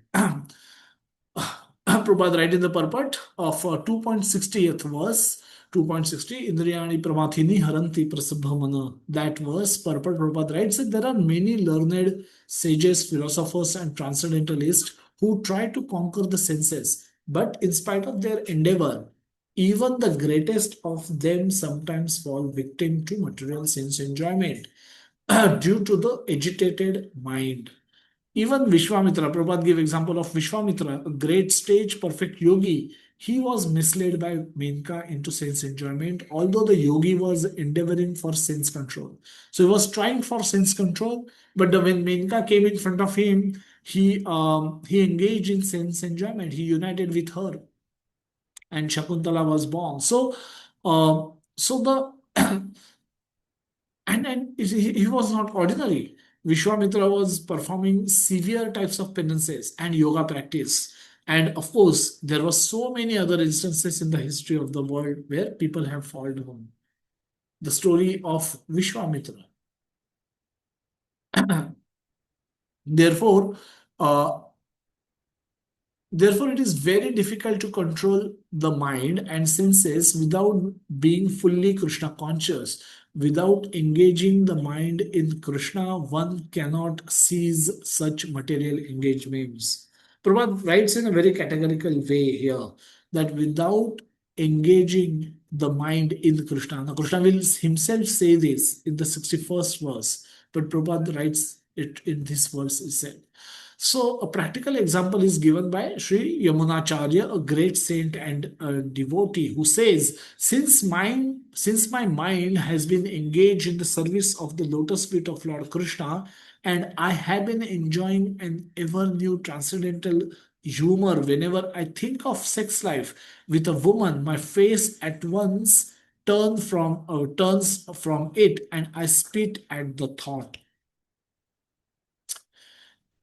Krishna consciousness is such a transcendentally nice thing that automatically material enjoyment becomes distasteful. So this is important.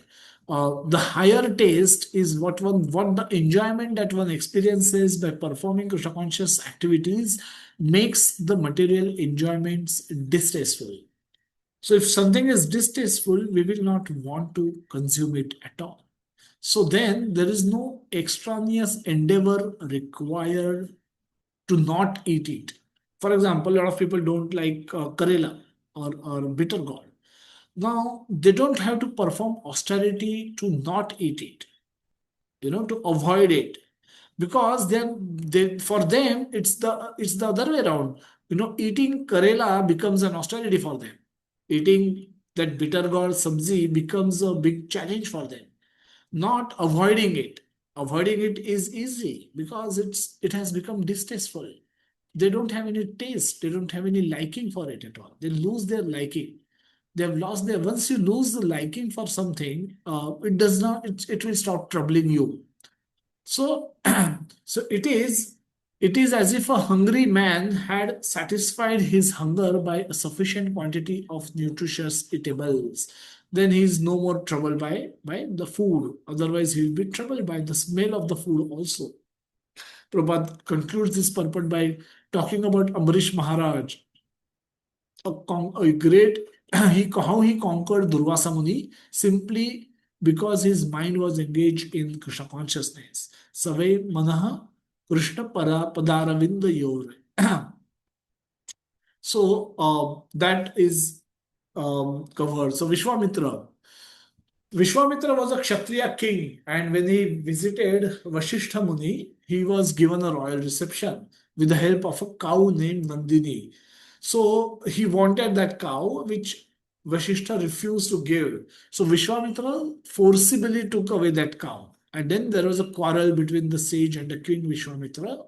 He was defeated by the strength of Vashishta Muni's piety, by his spiritual strength. He got defeated. And then he decided to become a Brahmana. So gave up his kingdom. And before becoming a Brahmana, he underwent on the bank of Kaushika.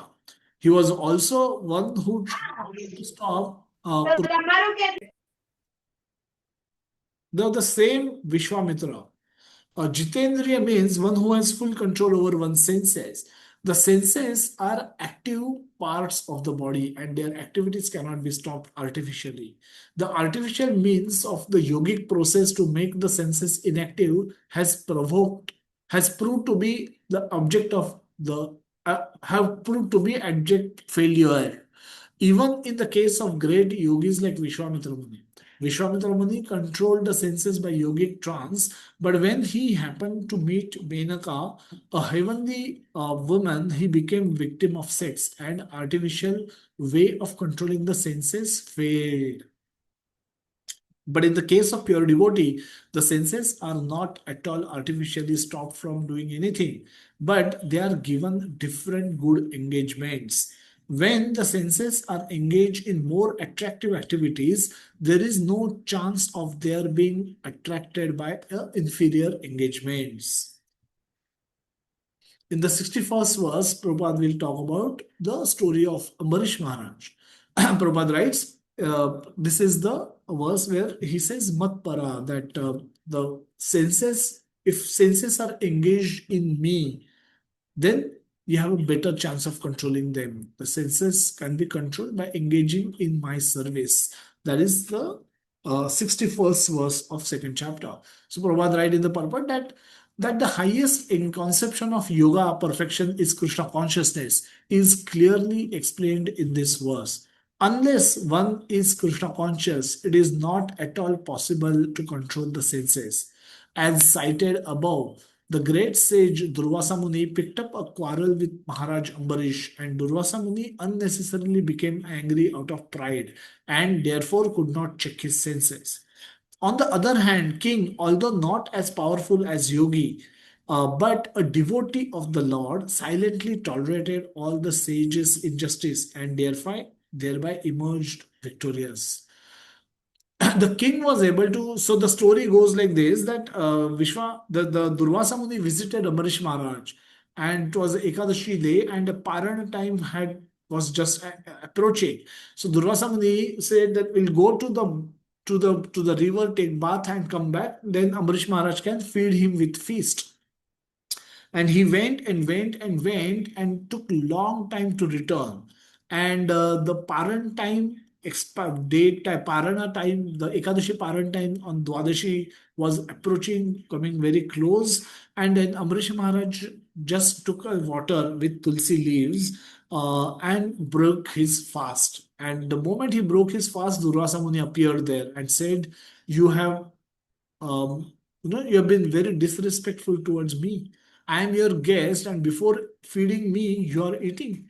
And then he tried explaining, but he became angry. Then he cursed him, and and then the Durvasa Muni, um, there was he was his the Sudarshan came from he cursed. He tried killing Amrish Maharaj by using his curse, but instead of Amrish Maharaj, anything happening with Amrish Maharaj, a Sudarshan came from Vaikuntha and started chasing Durvasa Muni.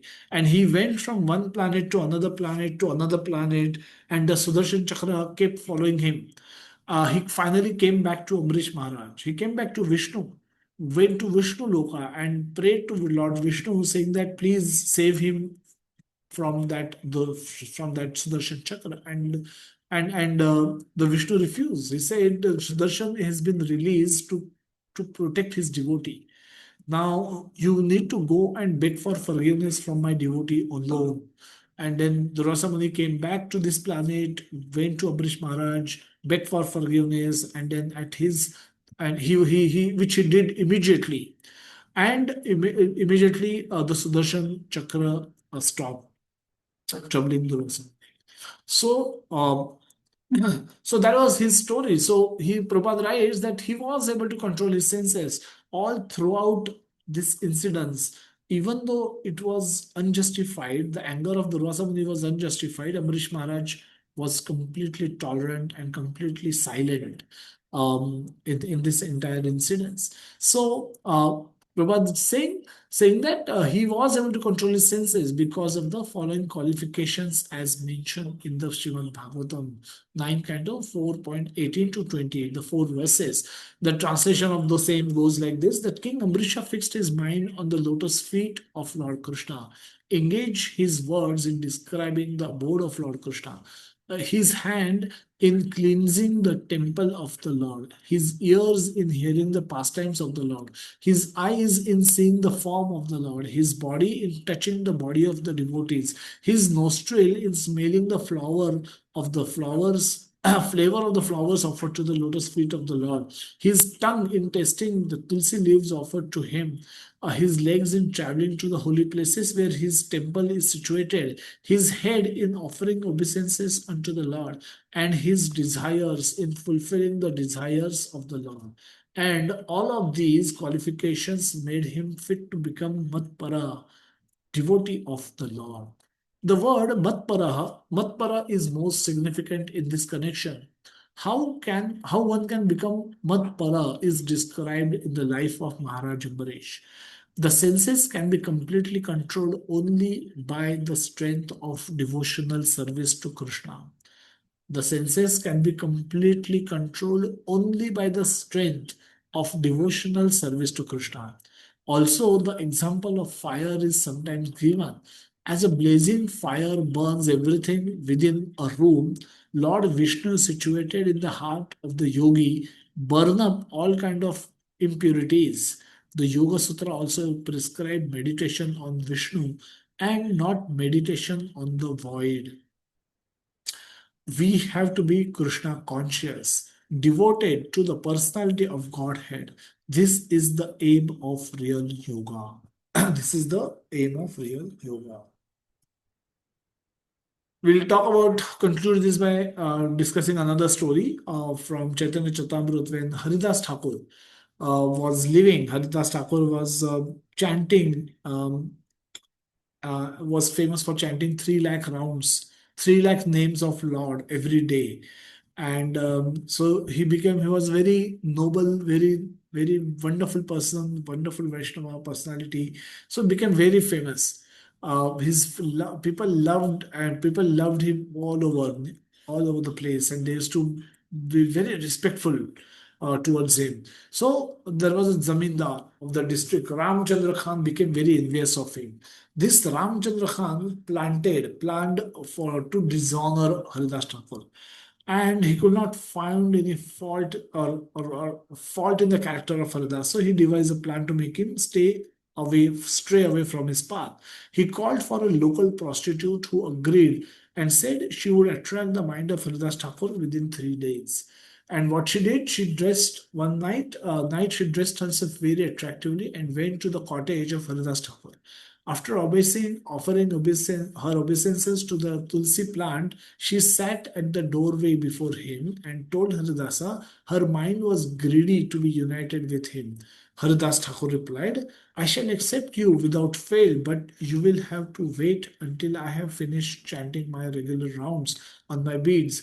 Until that time, please sit and listen to the chanting of the holy name. As soon as I am finished, I shall fulfill your desire. However, morning came and Haridasa had not yet finished his chanting. By his transcendental trick, Haridas Thakur arranged for the prostitute to sit and chant with him for 3 nights in a row. By the third night, her mind was changed and she fell at his feet and became his surrendered disciple.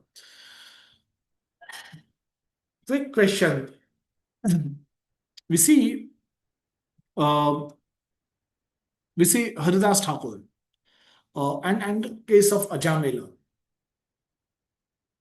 Both, um, in both lives, there was a danger. The danger came in form of a woman. Jamil fell for it. Haridas Thakur could survive it. Can somebody point some what could be the difference in their character that has saved one and while the other was became a victim?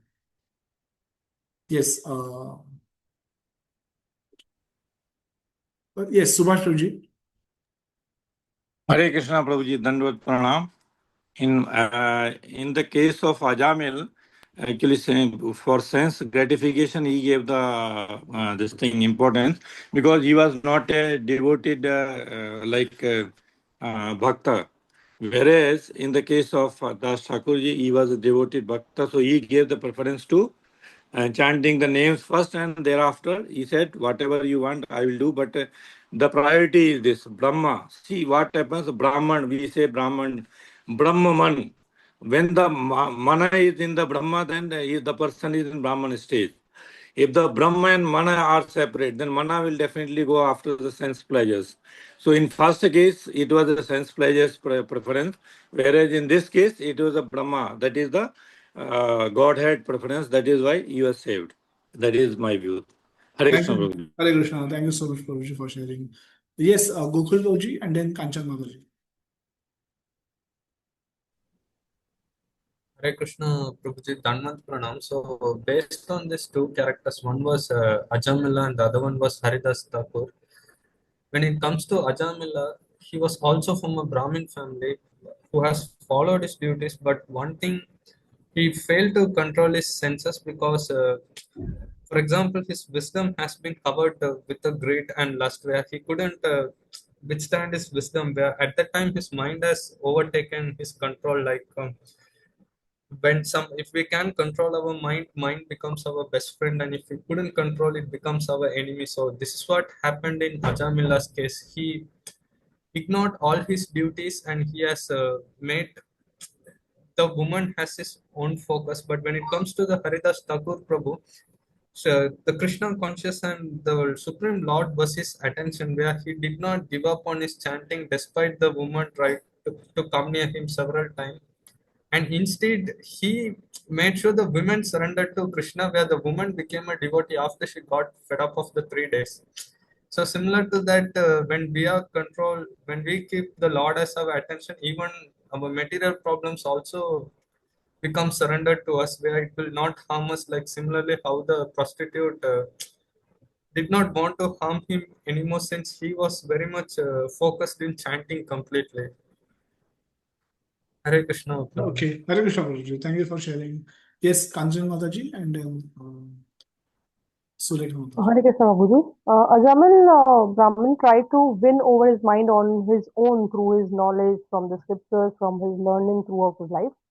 But Haridas Thakura, as he has already tasted the higher taste, he kept his focus on Krishna in complete surrendered mode, and this resulted in the lady getting the taste of that Harinam Kirtana, and that's how he saved himself. In the surrendered mode, when he prayed to Krishna, continued praying to Krishna, he win over the Maya, which we say is not possible from our end.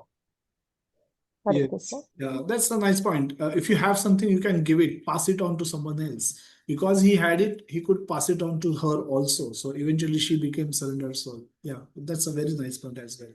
Yes, Surekha Mataji.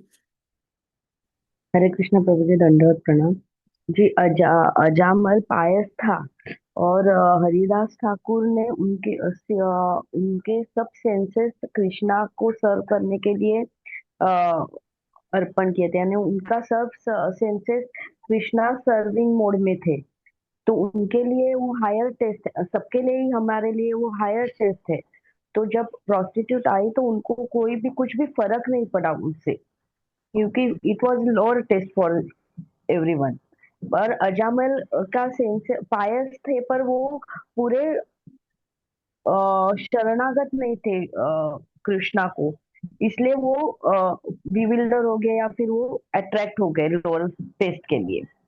और यहाँ पे हरिदास ठाकुर नहीं हो गए। तो वही है कि हम भी जितना हो सके कृष्णा सेवा करेंगे, हमारे सेंसेस उसमें लगाएंगे, तो हम भी छोटे मोटे अट्रैक्शन से भी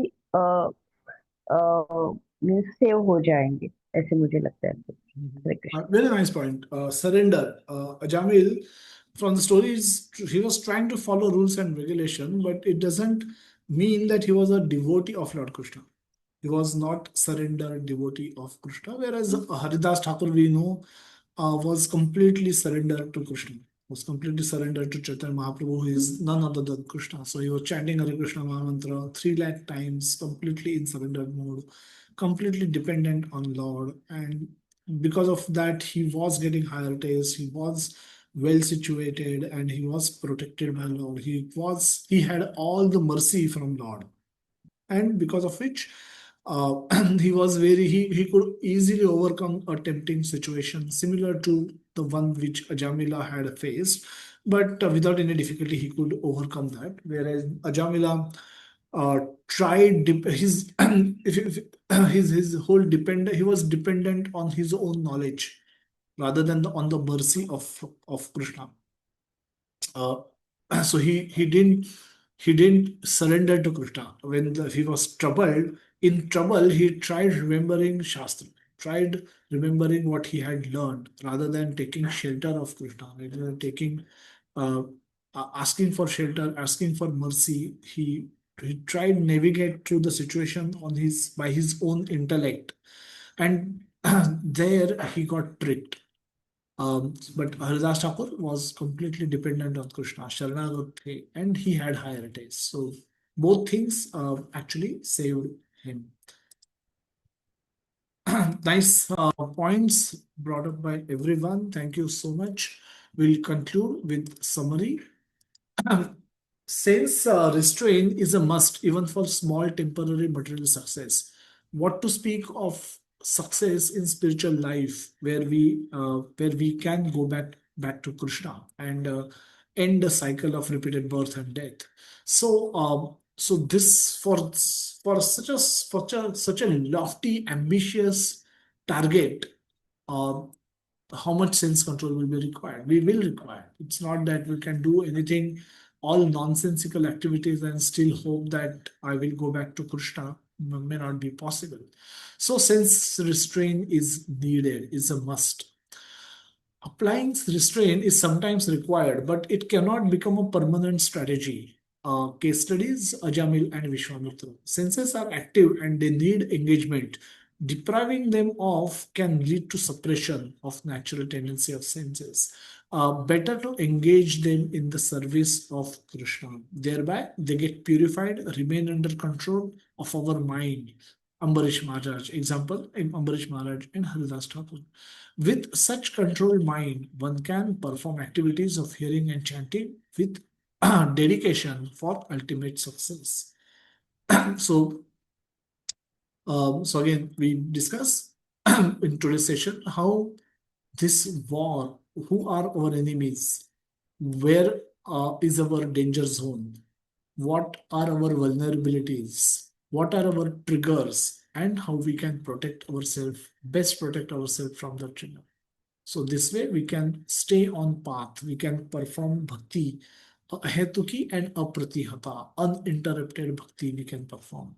And then our success will be guaranteed. Okay, so we'll move if we have any question answer, or else we can conclude today's session.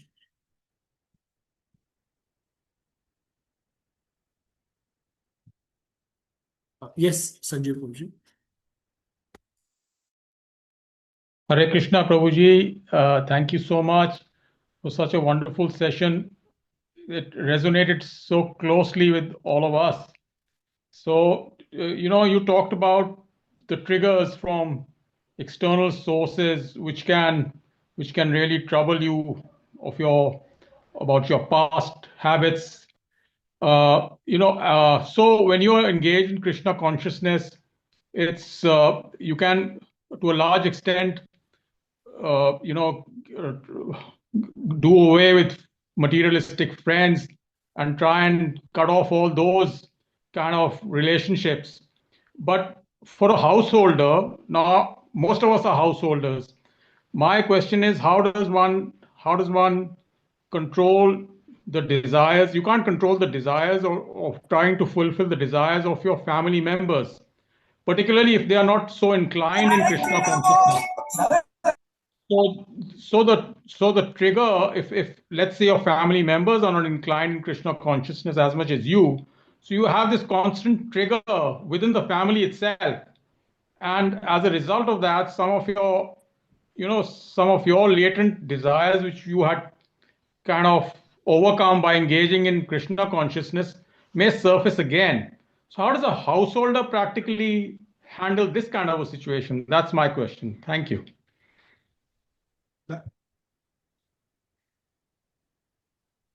Thank you so much, Joji, for the wonderful question. As I said, it's an ongoing battle, and there is a continuous. There will always be ups and downs in a family setup. We have many devotees who are who are could be young children, could be young students. Now they take to Krishna consciousness, whereas their families are not so much inclined for Krishna consciousness. And so they typically have these battles every day, and wherein the meat gets cooked. Being Sunday today, they will be cooking meat, and wherein the devotees will be cooking something vegetarian for them. And we see them fight these battles every day.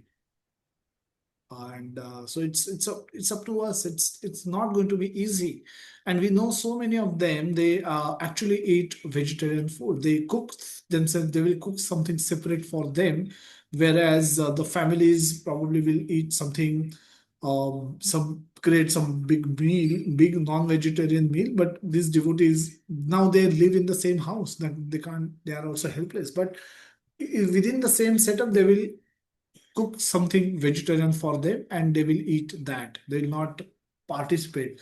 So it's up to individual motivation. It's up to individual sense self control, and it's up to individual um, yeah, individual motivation to be Krishna conscious. Because having tasted prasad, they now they would have eaten. All of these children probably are living, they probably are 20-25 years of age. For last 15-20 years, they probably also would have participated in those meals and would have enjoyed those meals also. But last 2 years, 3 years, 4 years into Krishna consciousness, now they have become vegetarian. Now they don't want to eat that. At times, they are forced to, and they refuse, and then they fight these battles every day. We see this going on all the time. So this is to be picked up. These battles have to be picked up for protecting our Krishna consciousness at times. As time progresses, people do get aligned with these things. So if our own mind troubles, then there is no then the external force is irrelevant, because your mind will anyway trick you. As far as but your mind is, in your mind you are determined not to, for example, eat meat. Then externally, in how many homes people will feed you, they will choke your nose, make you open your mouth and feed meat inside your mouth, just because you refuse to eat it. They may not do it. They may not be happy with you not eating and they being eating, but rarely there will be a home where this will happen. The second situation will happen. So as long as internal triggers are missing, the external situations can be fought. And even within the family, even within the family setup, and we know so many examples of devotees who are day in day out. Now they could be living in vegetarian homes itself, but where they still cook separately, because they want to cook without onion garlic and offer it to Krishna. So yena kena prakarena, if they are convinced about this, they are following it, they are practicing it. And so in this case, the internal triggers are less, internal triggers are missing. And then that's the reason why they are able to fight with these external battles very easily. So it's not that difficult. But if we are troubled by our internal triggers, then even if externally nothing is there, we can still fall down. So it depends on from where the trigger is coming. The family or friends, our chaddi buddies, childhood friends, you know, all of them are there. And at times, they are not our office colleagues whom we can walk away from. So they will always there. Your uncles will be there, the elderly family members. They will all say, "हमने दुनिया देखी है," and तुम क्या सिखाते हो, and all of that will be there. So, but all of these are external. If they see your determination of mind, they will not be able to do much. They may say something which they may try to offend you by saying some things, upset you by saying some things, but rarely there will be a situation where they will force you to eat meat by by choking your nose and pushing it into your mouth and all of that. Rarely it will happen. They will respect your decision to become vegetarian. And so depends where the trigger actually is coming from. If it's internal, then very difficult to save. Then we can't blame the family members, but it's really we ourselves are to be blamed for the weakness of mind. That's how I will look at it. Yeah, Prabhuji, thanks. This is very nicely explained. But some situations within the family can actually end up straining relations in the family. And sometimes to maintain or harmony, one succumbs. I don't know how does that work, Two especially ways. with regard to your spouse and your children. Correct. So two ways. One, at times you succumb, but still don't develop desire. And Krishna will cover that portion in the subsequent chapters of Bhagavad Gita, where he says your doing is also not doing because you are not attached to that doing. So there will be situations where Krishna will speak about those activities that a devotee will do, and still he will not be considered as a doer of those activities. So even if you are engaged in those activities, but you have no taste for it, you have no desire for it, but you're doing it as a duty. So those doings is also not considered doing. That is one thing. And second is, yes, relations will be strained, and after a certain stage, people will at times people will reconcile that we have agreed to disagree, and we will live with our disagreements. Even that midway point can come in many people's life. The people will know that, okay, you as an adult, you have decided to live in a particular way, and I should be respectful of that. As long as, obviously, if you're not doing something unethical, you're not doing something illegal and unethical, as long as there's nothing like that for me to point out, I should respect your individuality. And today, we have so much awareness of individuality and the differences, and how we should be respectful of everyone's own choices. I think this will gain ground that we should be respected for our choices instead of being forced to accept somebody else's choices. We can't live life according to somebody else's choice. After up to a certain stage, yes, as we are dependent children till the age of 20, 25. But once post that, yes, I mean, one should be given that freedom to choose or whatever they want. As long and the hopefully the others will not interfere, as long as it's not illegal, it's not unethical. So that way, both ways, we can deal with this situation. Thank you. Thank you so much, Prabhuji. Hare Krishna. Thank you.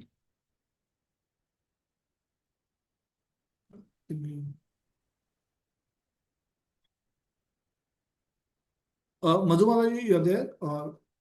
Saw your hand raised. I'm not sure if you have a question. Yes, Prabhuji. I had a question.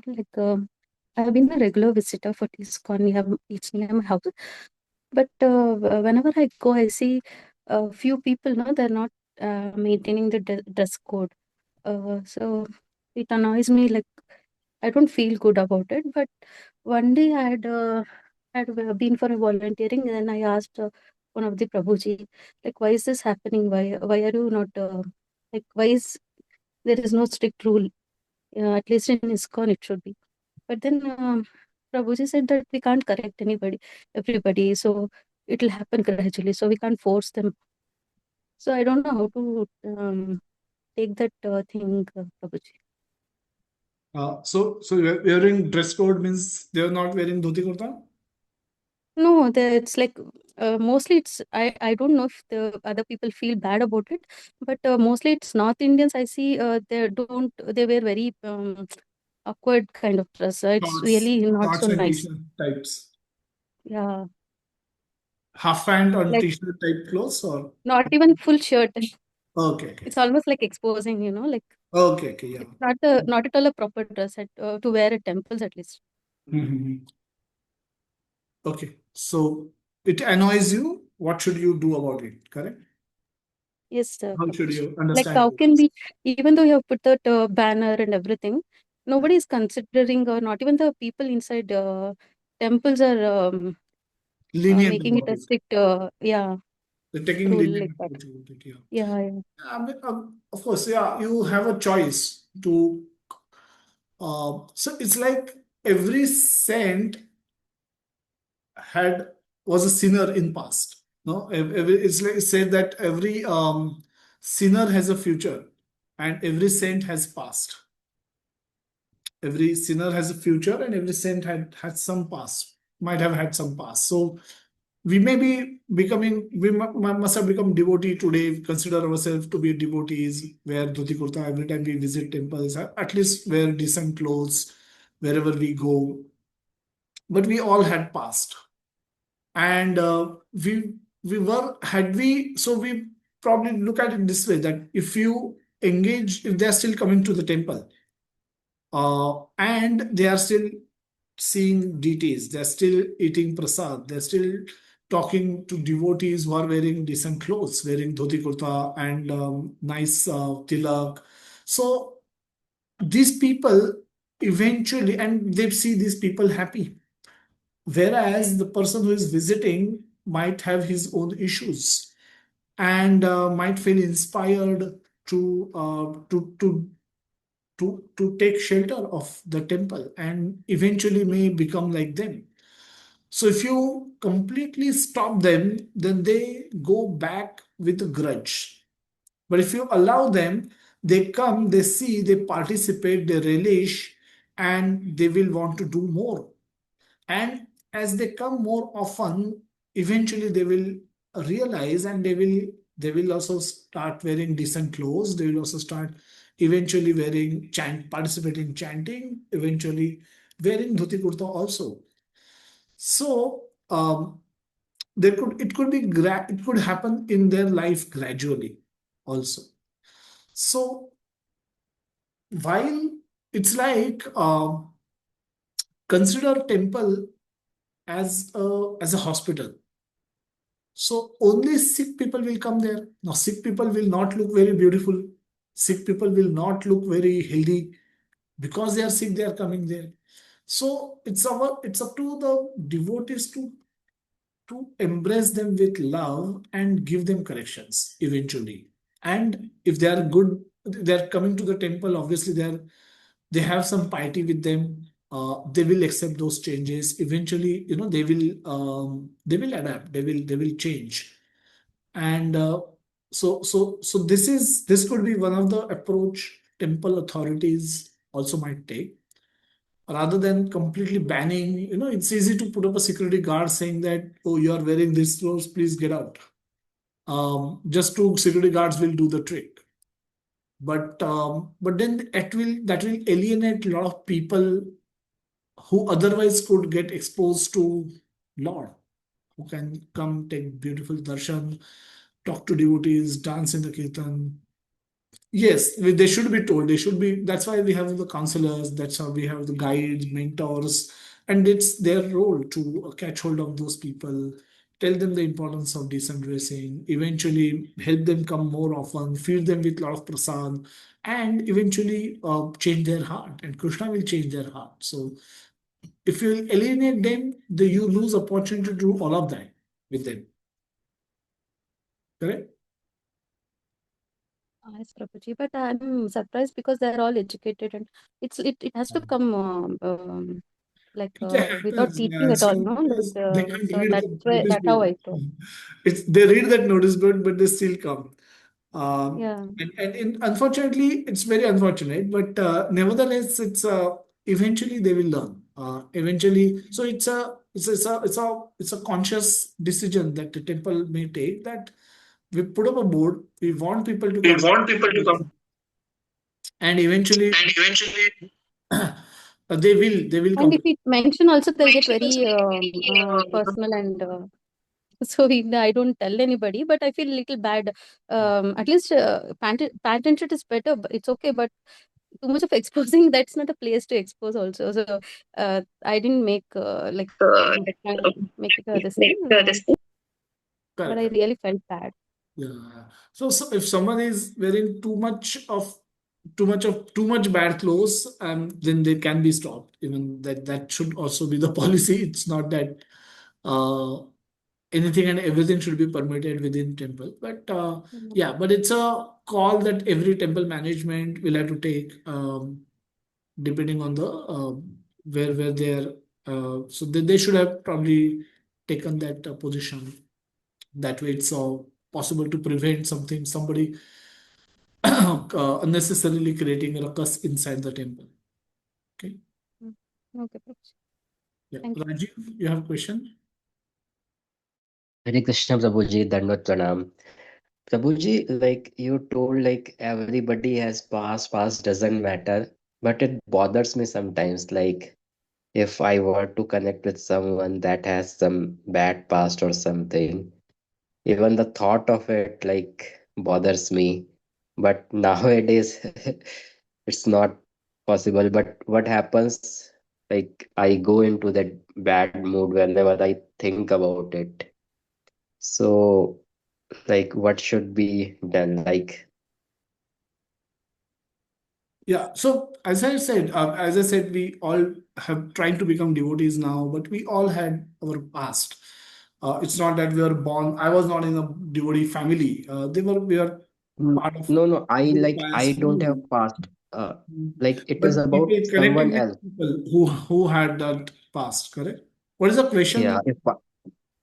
yeah. So if I were to connect or like have to go with relationship with someone, so if somebody has some past, so by even only thinking about it, like bothers me. Like maybe my mind has generated some sort of resistance or something. So that is something which like I expect other to be perfect, like in any scenario, but So that is it's not the fine. I case mean, in this world. people have done wrong things. Now you're associating with them. You can look at correct their present and create their future. Give them Bhagavad Gita. They're still connecting with you, and they know you are following certain principles. You are following certain values, and they're aware of that. Despite of their connecting with you, it implies that they're interested in learning about those things. Like not in like currently no one is, but like in future, like a hypothetical scenario. Like my mind is thinking of some hypothetical scenario if I were to connect, No, and very much. No, those things will happen, those things might happen. So like negative emotions, like if such thing will happen or some negative thing will happen or some negative person will come across a hypothetical scenario in future, because currently I hypothetical, don't have. Rajiv. They will come. World is quite unpredictable. We can't only be surrounded by pure devotees. As we function in the world, as you function in the software industry, you will meet all kind of people. It's just going to happen. It's just a matter when it will happen. But sooner or later, we might encounter all kind of people. and we will encounter people with wrong, who would have done wrong things also. And see, the problem happen when the association happens. A mosquito sitting on the shoulder of a guru is not associating with guru. Okay. Why? Because there is a physical proximity, but there is no exchange of desires. There is no exchange of thoughts.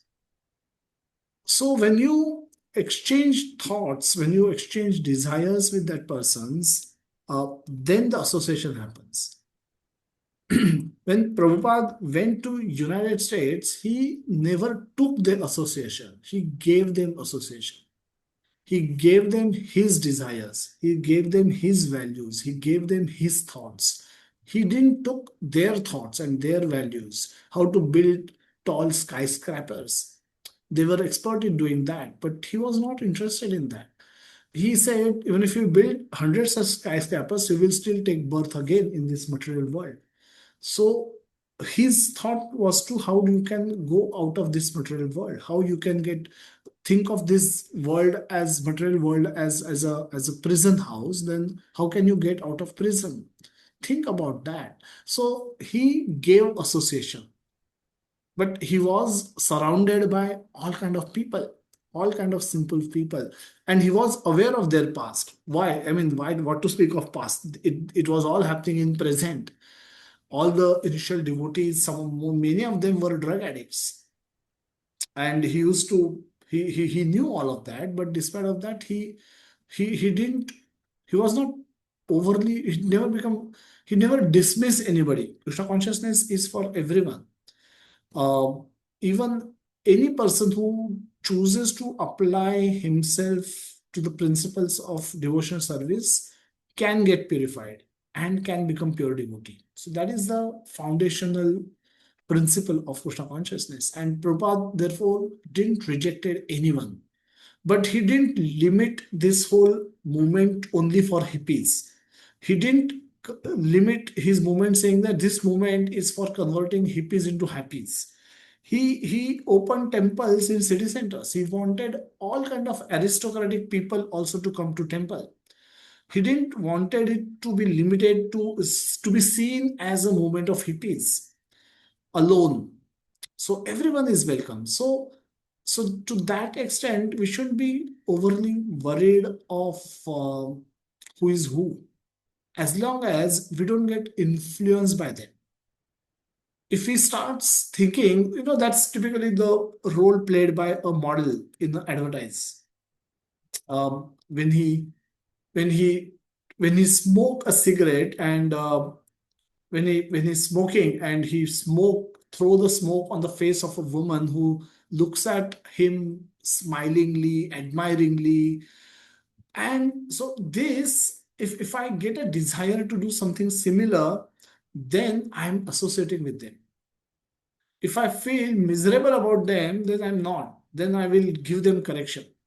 So as long as you do not develop desires to do things which they are doing, even if there is a close physical proximity, there is no association.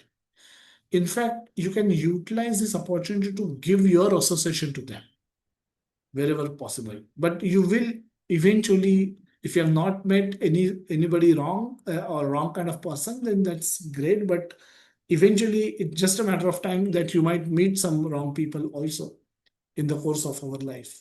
We're just not avoidable. Okay. Yes. Thank you, Guruji. Thank you. Prabhuji.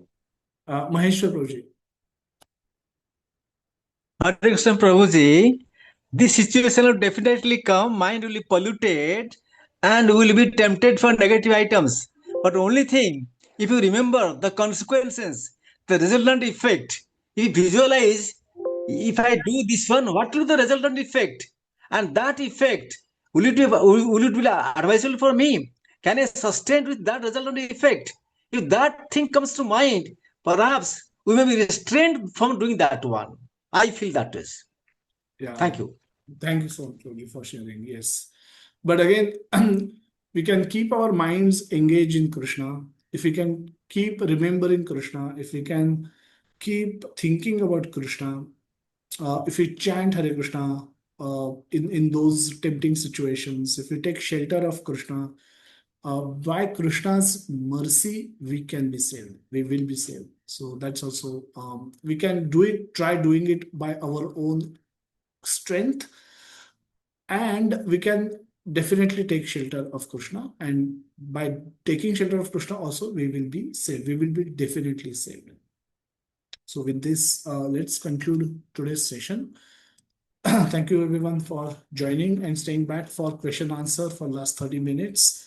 So we'll continue with this, the last section of this chapter, and hopefully in next couple of sessions, we will conclude chapter 2 and move to the third chapter.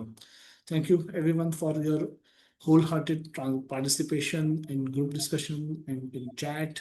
Thank you so much for doing all of this. We'll everyone have a safe week ahead, Krishna conscious week ahead, and we'll meet next Sunday. Shri Jagannath Subhadra Mai ki jai, Shri Prabhupada ki jai, Nitai Gaur Premanande, Hari Bol, Hari Bol, Hari Hari. Hare Hare Krishna. Krishna प्रभु जी, दंडवत प्रणाम। Thank you प्रभु जी। हरे कृष्ण दंडवत प्रभु जी, दंडवत हरे प्रणाम। कृष्ण प्रभु जी।